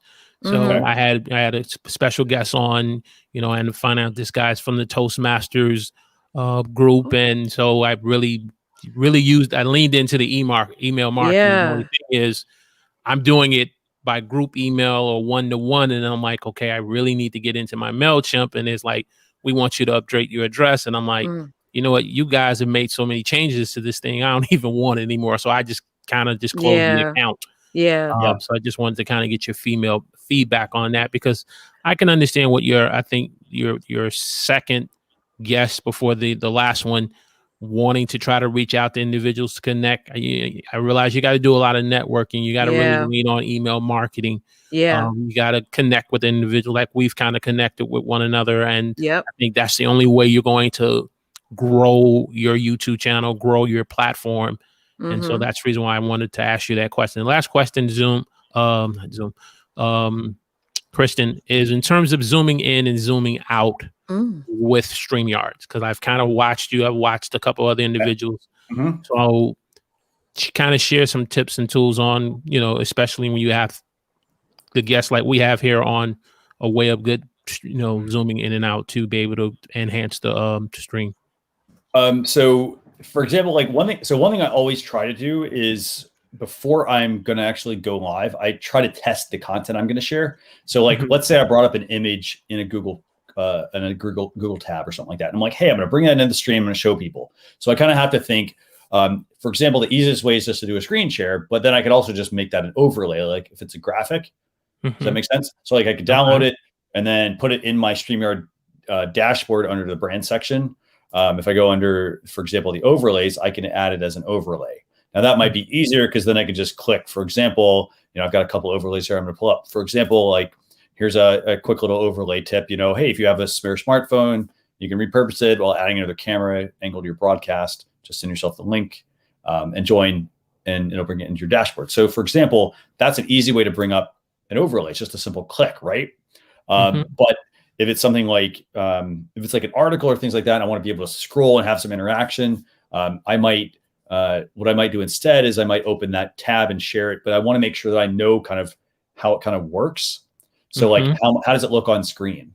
And, for example, sometimes if I need to zoom in or get a bigger, say I want to take up more of the screen in StreamYard, what I'll do is then I'll drag my window. And when I drag my window out based on what I'm sharing, it will zoom in and take up more of the screen, for example. Okay. Does that make sense? It does. But I guess I was speaking more in terms of guests, like right now, the way you can spotlight me where I'm speaking by myself, but I find when I'm the guest, I'm not as up close as say you and Letitia, and I'm going, what am I? Do I have to continue to play with my background? I'm sitting up as close to the table as I can. So is there a zoom in, zoom feature I need to work on myself as the host? I was speaking more in terms of that aspect. Okay. So I'd say part of it is positioning the camera. So I'm not sure how far your camera is, but like mine is like, what is this? Maybe about a foot and a half from me. So but it depends on also the lens that I have. So for example, I'm using a mirrorless DSLR here. So for example, mine doesn't have zoom. So what I have to do is I have to make sure I'm close enough to it, and then I have my background fill in the rest. But if I'm using a webcam, webcams also so the fix for the mirrorless DSLR camera is I just need to add a lens that has a zoom feature. Like I got a fixed lens. So, but if I got the one that is that does offer zoom, then I could then adjust that lens and zoom in on myself, for example. Now on the flip side, if I'm using a webcam, if I'm using like a built-in webcam, I may want to check if there's a utility that their webcam offers. Some of them offer utilities, some of them do not. And then on the flip side of that, so that's one. And then on the flip side, some of the webcams offer utilities, like Logitech offers one. So you may want to download the Logitech webcam option and see if the zoom will work. For the most part, I honestly don't really mess with the zoom much. What I prefer to do is I try to get myself close enough to the camera, and that might mean, for example, even if it's a webcam. So let's say your webcam does not offer, let's say, like, what kind of camera are you using, I guess? I'm using a Speedo webcam. Okay, STEDAL cam, because what happened was the Logitechs, remember back in the in the summer, it was such a high demand, they were literally they were not available. And then I came across the Speedo, it's the wide angle one, not the ultra one, but the wide angle one. And I've been using that one ever since. But I noticed with this one, it doesn't provide me the zoom. I don't know if I need to and I have a keyboard in front of it, so it's one of those remote keyboards and, wireless. And maybe I remove that one from it and bring the laptop closer. Yeah. So that was just something I've noticed in a couple of my live stream. I guess they're up and close. Yeah. They're not using cameras. They're just using regular webcams from their laptops. Yeah. So what some people also, so if they're just using the wire, like the laptop, one thing they could do is one thing you'd have to do is you'd have to move that laptop towards you, to get that camera. So if it's the built-in webcam, you'd have to, you only have so much. You'll have to position yourself properly, get some books, for example, get it at the right height, so that, and then know where you need to look. For example, my camera has a monitor on the top. And if I look at that right now, you can see that I'm looking at the monitor, but I have to make sure that I'm looking in the lens. So, so that's one trick. Now, the other flip side to that also is, so a couple of points here. So Michael said, hey, you can use an old smartphone and you can convert those to a webcam. There's some webcam utilities such as, it's called Camo. You can use that. It's a paid app, but it will let you use your smartphone as a webcam, and then you can pinch and zoom on that. In addition to that, though, the other thing that you may want to consider, because I looked at that webcam, it looks like it can be put on a tripod. Now, there's different types of tripods. There's the standard 3-leg tripod that you put away from you, like a ring light is on or something like that. Then there, for example, my camera is literally on a tabletop mic stand right now. So it's on a stationary mic stand, so it doesn't move. I have to move the whole thing towards me. Does that make sense? So now, there's a third option though, and the third option is to get a mount that is that has a threading for your camera. And so the way that would work is, for example, it would telescope in and out. So it goes up and then it can telescope in and out. So it can do, for example, if it telescopes up, you could use it for like if your camera, for some cases, you can look down on something. If you're hey, I want to show how I'm doing something with my hands, people can see that. Or you can tilt it back, and then that allows you to take the camera and move it towards you to compensate for that zoom option. Does that make sense? Makes sense. Yeah. Since you mentioned that you interview guests, do you want to play with their zooming? That's what also you mentioned, or just yours? Just mine, because I noticed from time to time as the host, they're in a good camera, and I think what really made me pay attention to it more is from time to time I watch CNN, and I'm not for sure if you're familiar with Caitlin Collins, who's a news anchor on CNN, and I watch even when she's on screen and maybe they're speaking to another guest, but her camera presentation in terms of how she looks, it's just, and I realize they're probably using a completely different type of camera than we are. Don't get me wrong. That's full production. Right. That's full production. But what impresses me about her is that even when she's not speaking, the camera angle in terms of her presence, it's just pristine. It's clear. And I'm like, there's got to be a way of leveling it up on live streaming. I watch Nick Nimmin and I see Roberto Break. I watch, you, Kristen. I watch Letitia. And, we're in our living rooms, and I'm like, what do I have to do to get it to that level? I may not be able to put out that type of money, but I should be able to get it the most out of this webcam before getting a Canon M50 or something else. So that way it's at that level. That's the goal I'm at. Before it was get more subscribers, get more, I said, you know what? If I just continue to put great content, work on my my tools and my trade and stuff that I'm doing, that stuff will come natural. It will.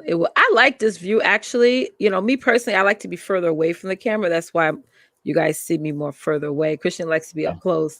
But yeah, I think it's just preference. It all depends on what type of view you like for yourself. Like even when I do interviews, I tell the person who's interviewing me, please have me more further away. Like, don't zoom in on me, worry about, because then people get, oh, I love your eyes, I love this, which is great, but then it's pulling away from what I'm saying.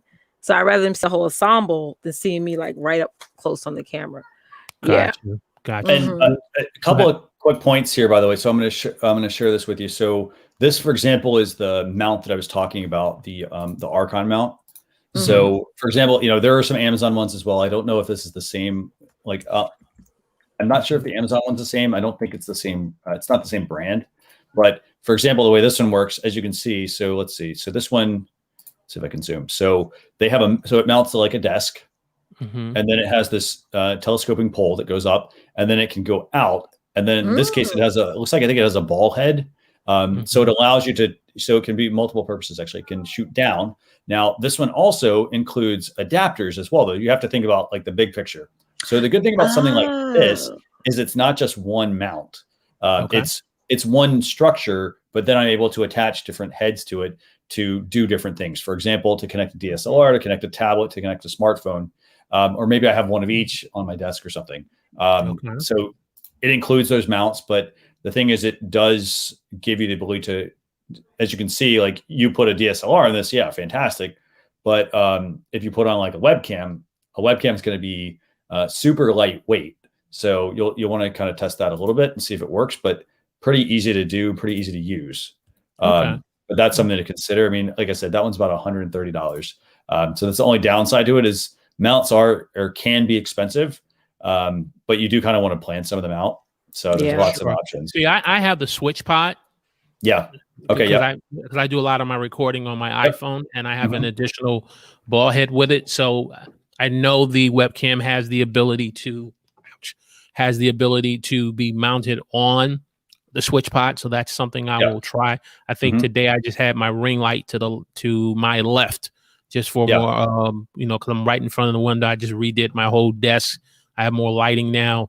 So that's something I'm going to have to play with, but maybe putting the switch pod, the webcam on the switch pod and working with it that way. Right. So that's so you want to, so I definitely think the key thing is the arm. And then it's like, I'm going to use the same example. It's a microphone arm, for example. I have a microphone arm right here, and this is attached to my desk, and this is supporting this microphone. However, if I had a different type of microphone, maybe I don't want this in front of me. I have a tabletop microphone as well that I was previously using, and I've now used it for the camera, and the mic stand. The mic is now being mounted to the arm, so I have two different options I can kind of switch between. I want to go like a different route, because I want to figure out how I can have the camera coming a stand that's from the floor. So when I'm like banging, you see how my camera moves? Yep. I don't like my camera on the desk. That's the part. I need to find something to where it comes up from the floor. And that's where maybe what you'll have to do. So you may be able to take that one that I showed there, and you may be able to like take parts of it. For example, it's mounting to a desk. Maybe you can take the bottom piece, and some of them have it where it can be replaced and put on a tripod. The hardest part is, the hardest part about that is making sure then you have a good tripod, because it does need to be able to support that weight of not just in that case, it's not the camera. It needs to support the arm, because if you put the tripod down and your arm goes up and out, for example, that's potentially going to pull it forward. So just keep that in mind. Okay. That's a good tip. So, follow-up question then, like the switch pod, that's like my workhorse, because I also understood with that switch pod, once I upgrade from using my iPhone and I'm looking at the Canon N50 as a potential camera to get, do they have any additional mounts or adapters you can maybe connect with the switch pod, so I can then as an arm connector? Oh yeah. I don't know if I don't think they offer that. Like, I don't know. I don't think Pat Flynn does. Yeah, no. Who authored it? But I'm saying from what you can see on Amazon, that you can have something that can connect to a type of tripod or switch pod, and then you and then because see, I like it because I was sturdy. Then I can, since I don't have the second monitor working, then it's easier for me because my guests don't see the second monitor. It's a no-brainer. Then put the switch pod with the webcam there, and then adjust the arm, and then that addresses my issue from a camera presentation. I will say this. I mean, the way I would probably do it is I would have two different setups. I would have one that is, and by the way, to the point that I got a couple of good points here, actually. So NLTMW says be careful, gravity always wins. Absolutely true on that. That's true. And then let me see what else. Oh, and Michael says like you can always use a mic stand like musicians. Yep, that's another one as well. Okay. They have it goes on.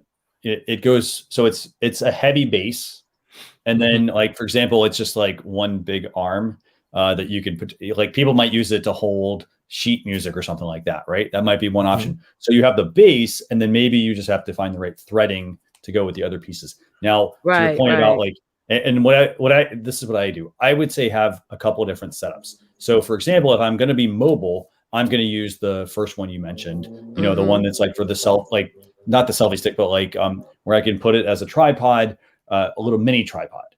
Now, but if I'm going to be in my home studio, for example, that's where I'm going to want to have something a little different. Like I'm going to have something like the, you know, the music stand, for example, put that in the room, or get the one that has the telescoping arm, for example. So I'm going to have something like that. And for the most part, the only things that really change, you just have to put a bunch of threadings on top of it. So for example, for my mic stand that I'm using right now, it's a mic stand. So it will attach, you know, it'll attach like the mic directly to it. But then if I want to use a camera on it, okay, I added another piece to it. I added like a couple of mounts to it to build it up and to get the right thing to make sure that it fit. For the most part, most of the threadings are the same.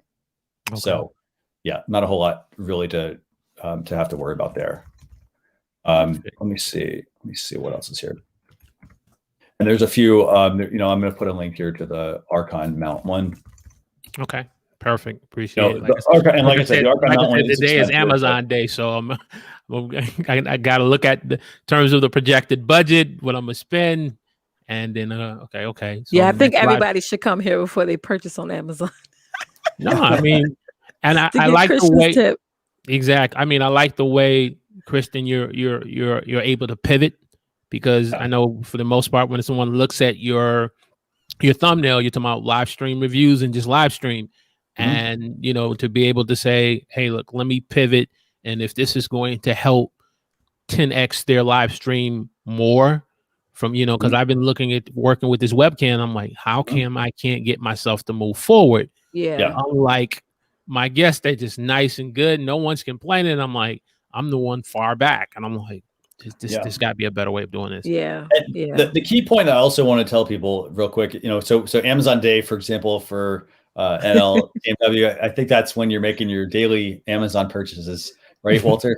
On the flip side of that, I mean, the key thing about equipment is knowing what you're trying to accomplish. Yes. So for example, if I bought a camera, like I bought a camera, so I need to make sure that, you know, like for example, if I bought a mirrorless DSLR, I also had to make sure I bought the right accessories to go with it. And it wasn't because I needed all of it. Like, sorry, it wasn't because I wanted all of it. I needed a lot of it. So for example, if I want to use this DSLR and it has a 2-hour battery, and here we are streaming for 2 hours and 30 minutes, I don't have time to get up and change. So they have something called a dummy battery, you know? So for example, when I bought the camera, I had to make sure I bought the lens, the right lens. In this case, I got to go get another one, and I got the dummy battery. So that way it's plugged in, and then it's able to be powered off of USB, basically, is what I'm getting at. So that way I'm able to constantly have power to power the camera. Now, the other thing I need to think about is setup, you know, and setup, there's a lot of things that, you know, come into play for setup. So for example, in this case, I needed to, like, I have some monitors set up, and I was like, well, hey, I need to also put, you know, something like I could put this camera on a ring light, but the problem is that it doesn't get it close to me. So I have to look at my setup and say, okay, do I need to buy that telescoping arm? And remember, it can perform multiple functions. So it can do top down and shoot just me. So if I'm doing that kind of video, then it's a no brainer. But if it's just going to be me on camera, maybe it's just a matter of buying, you know, a tabletop display. You get more flexibility is what I'm getting at. Sure. So you kind of have to think about what you're going to use and whether this is going to be something you're taking down all the time and whatnot. If it's something that you're going to be taking apart for your live streams, you know, you're going to do the live stream and then you're going to go and, you know, move everything or put it away and then come back, then you want something that is portable, that's easy to just move around versus right now, if I want to move stuff, I've got to, you know, if I want to move my mic, I got to undo the arm. I've got to now remove my stand that I have my camera on. I've got a monitor set up. Like I got a lot of stuff on my desk. Okay. So that's something you're going to have to just kind of keep in mind. So that's why I'm always suggesting having a couple of different types of systems for your live stream. So if you're going to be a mobile live streamer, then you want something that's mobile, and that's where like you're not going to be able to get as much heft. Does this make sense? So like, for example, I could have a nice little tripod for like the mic. Now the question is, okay, does that get enough to where it's it's picking up my me speaking, and then I'm going to need something for a camera. Versus there's setups where like, hey, there's one stand that people buy, and it's a pole, and they can put like the camera here and the arm here, and it can do all that stuff, but it's not portable. So you kind of have to look at the trade-offs. So good point. And everything everything is right now for me is just maybe the same for Letitia. Everything is just kind of stationary in one part of the house. But when you're talking about going mobile, traveling somewhere, that's something we have to kind of think of in terms as live streamers. Yeah. Especially when you developed a tribe of consistent people to watch you every Saturday at 12 o'clock. And you're like, okay, I'm traveling out here in Iowa, and I'm not going to do the show, and that, having a change of scenery, that may just add more, appeal, where people maybe, wow, this person is up here in the mountains live streaming. Yeah. And the sound quality has to be the same. So for example, I'm planning an event in the summer. So I have to think about how the sound's going to work out, because I will have to bring everything over to the event. So it's like, I got to get another set of equipment for certain things. And if I have guests, we have to get a switcher so we can have multiple cameras. So it's a lot. But it's something you really gotta like look at it and see what works and what doesn't work for you, and have different setups. I mean, like when I was traveling, for example, I was using I have a Rodecaster, and I was using that a lot. But the thing is, it's portable, but it's not really portable in the sense that I can't throw it in a backpack. Okay. And so like, kind of like you have your mixer, I think, in the background there, like that's going to be a stationary object for the most part. And if I want to travel, I can, but it's cumbersome. However, for example, I have a portable mixer, and it's about this big. I don't have it here in front of me, but it's about that big. And the great thing about that is I can throw that in a backpack, but it also was an expensive purchase because I had to shrink everything down. So like I said, I have a mobile setup and I have a desktop setup. And I try to get something like, I don't have two of these mics, for example, this Shure SM7B, but I do try to get something that is portable. It's going to allow me to have good sound quality and still be portable for the times that I do want to go live when I'm remote. Okay. So I love this. No, this is great. This is great. Go ahead. So we got 20-some people tuned in. So I'm going to turn it over to you, Letitia. We're going to pick we're going to have you do a giveaway here. Yeah. Oh, wow. I can be a part of a giveaway. Hey, go ahead. Today, what we're going to do is we're going to give away a StreamYard pillow. Yay. I love StreamYard. If you put that in the comments, we'll have Letitia randomly pick a winner, and then you're going to have to just message me, and then I'll make sure I get that out to you. By the way, if I can't remember who last week's winner was, but if you're still on, just message me and let me know if I want to make sure I get your information. Yeah. So hashtag love StreamYard. And then there's a quick question here real quick from who we got here. This is from Andrea Roberts. How do I stream a paid event to Facebook and only allow the paid participants to view? Okay. So paid event to Facebook. So I would consider, well, first off, you may want to look into Hopin, Hopin.com. So for virtual events, that's a very good way. It's actually it's a company that we were just acquired by a couple of weeks ago, but that would be one option. Hopin.com. And then as far as what you're looking to do now, so let me make sure it's Hopin.com actually. There you go. So check out that. And then as far as allowing paid participants to view, so let's see. So a lot of people, what they'll do is paid event to Facebook and only allow the participants to view. Okay, so is this on a Facebook page or a Facebook group? If it's a Facebook page, I mean, for the most part, those are public. So you can't really make a page private, because if you make it private, it's actually not then visible to anyone on Facebook. Correct. If it's to a group, I mean, if it's to a group, a lot of people, what they'll do is they'll put it in a YouTube. They'll put it in a Facebook group.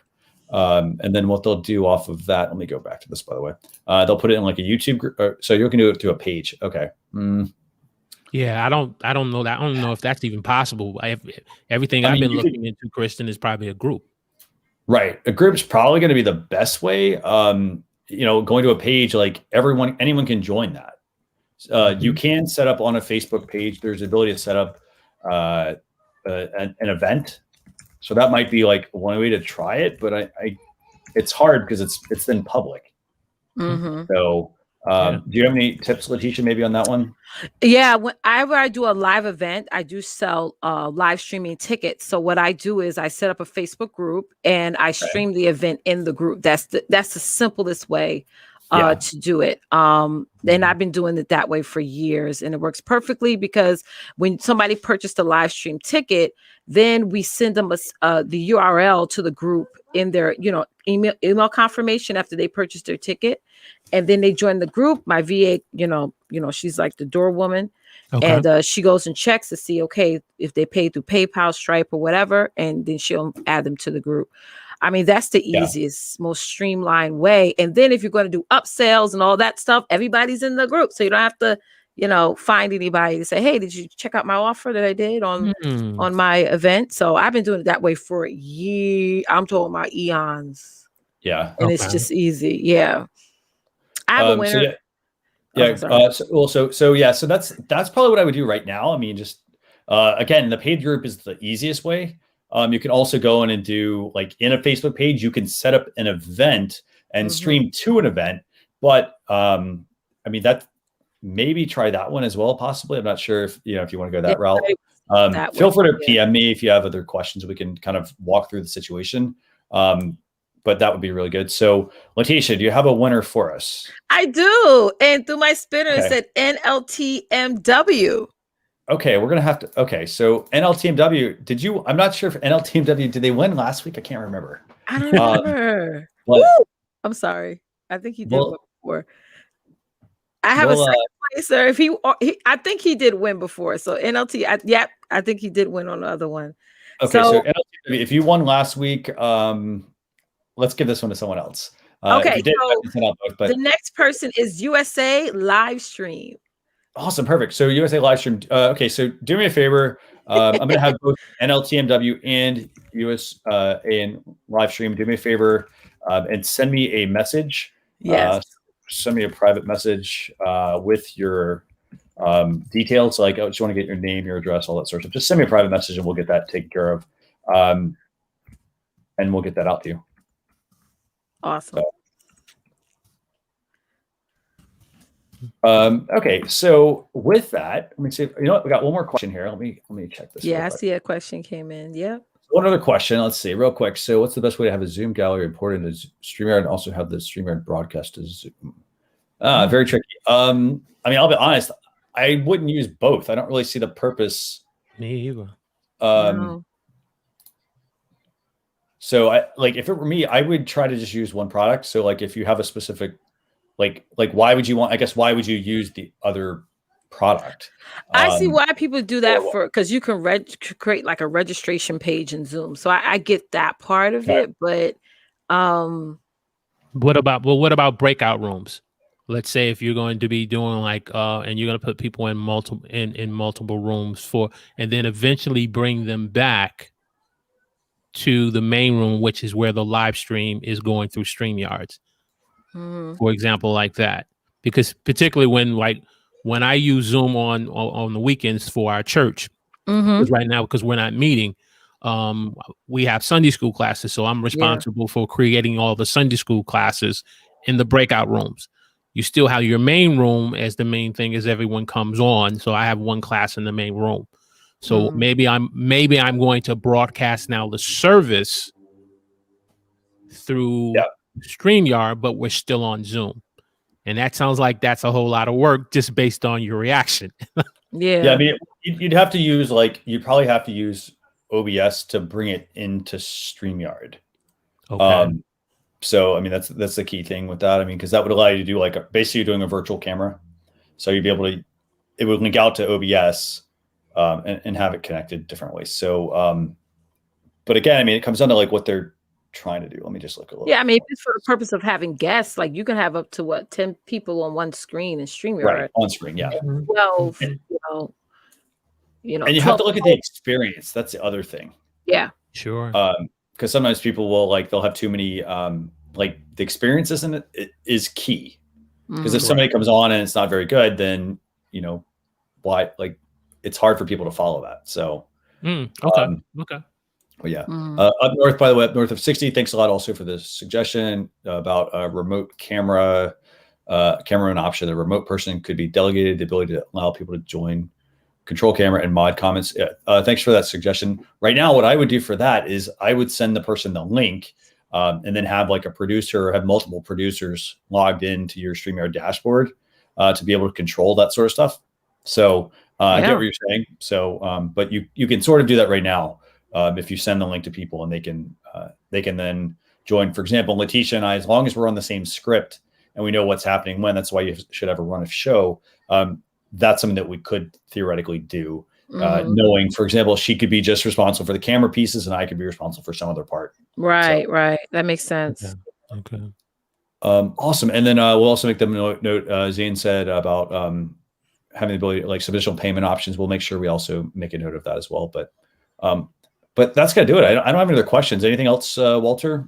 I just wanted to ask Letitia one question on the follow up with the Facebook group. So once a person joins your event and they then pay through PayPal or even through Cash App or Eventbrite, Zenbrite or Giblify, then once the event is over, they're still part of the Facebook group. It's not. Yeah, they're still part of it. Yeah, you can keep them in there for as long as you want. Like I do a success tour and I still have that Facebook group. So when I do another tour, if they want to buy a ticket, they can for the next event.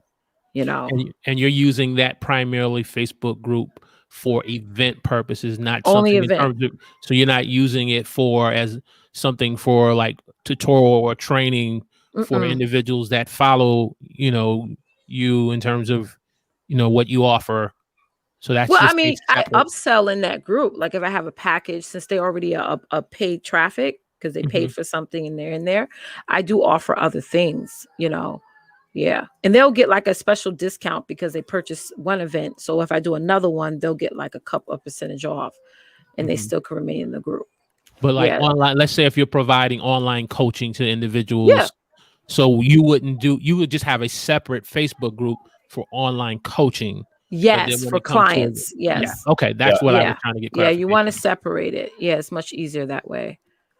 Okay. Perfect. All right. Yep. This has been good. Just a couple of quick notes, by the way. So, Walter, I want to thank you again for coming on, asking some great questions. Very, very, very useful information for viewers. Just a couple of quick reminders. So I'm going to go and remove you here. I'm going to wrap things up. Okay. Okay. So thanks a lot for joining us. I appreciate it. So just with that, just a couple of quick points here. So we're going to be doing the same show next Saturday, 12 o'clock Eastern Standard Time, youtube.com/StreamYard. Or if you happen to be in our Facebook group as well, we have a Facebook group. And let me actually pull that up. So we're either going to be on YouTube or we also have on Facebook a Facebook group as well. So you can go to facebook.com/groups/StreamYard community. You can join us there. We're also on youtube.com/StreamYard as well. But I want to thank everyone for joining and for tuning in. Again, this show is all about you. So I want you to bring your questions. So again, this is something that we talked about earlier, doing something and then refining it and refining it and refining it. So for example, we're doing this show. I want you to come on, ask the questions, and if they're feature requests, hey, we'll put those in the right bucket. Or if they're show questions hey, I want to learn, how do I optimize my show for YouTube Live, for example? Or, hey, we talked about this earlier. How do I name my show or how to come up with a name? I want you to come on, tell us, this is my show, this is my name. And hey, this is what I struggle with. Or, hey, how do I light my screen properly? Or have, a camera question, how do I set this up? Or what kind of earphones do I use? Or in-ear monitors? Or hey, how do I market my show? Or, how do I generate revenue and monetize it? So we want to answer all those questions. But do us a favor, subscribe, and we will see you all next Saturday, 12 o'clock Eastern Standard Time. Yeah. Anything else you want to add, Letitia, before we what's important is that none of us are pros at this. It's always something new you can learn about live streaming, and it's just no question is silly. So always feel free to hop on and ask your questions. And we're a community. We're all here to. I learned so much, even though I'm the co-host. I learned so much from this. So always know that, guys, that we so appreciate you guys hopping on, asking questions, even answering questions in the chat. We're a community. We're a community, and I love it. Yes. Awesome. So with that, thanks a lot for watching, and we'll see you all next Saturday. Bye, everyone.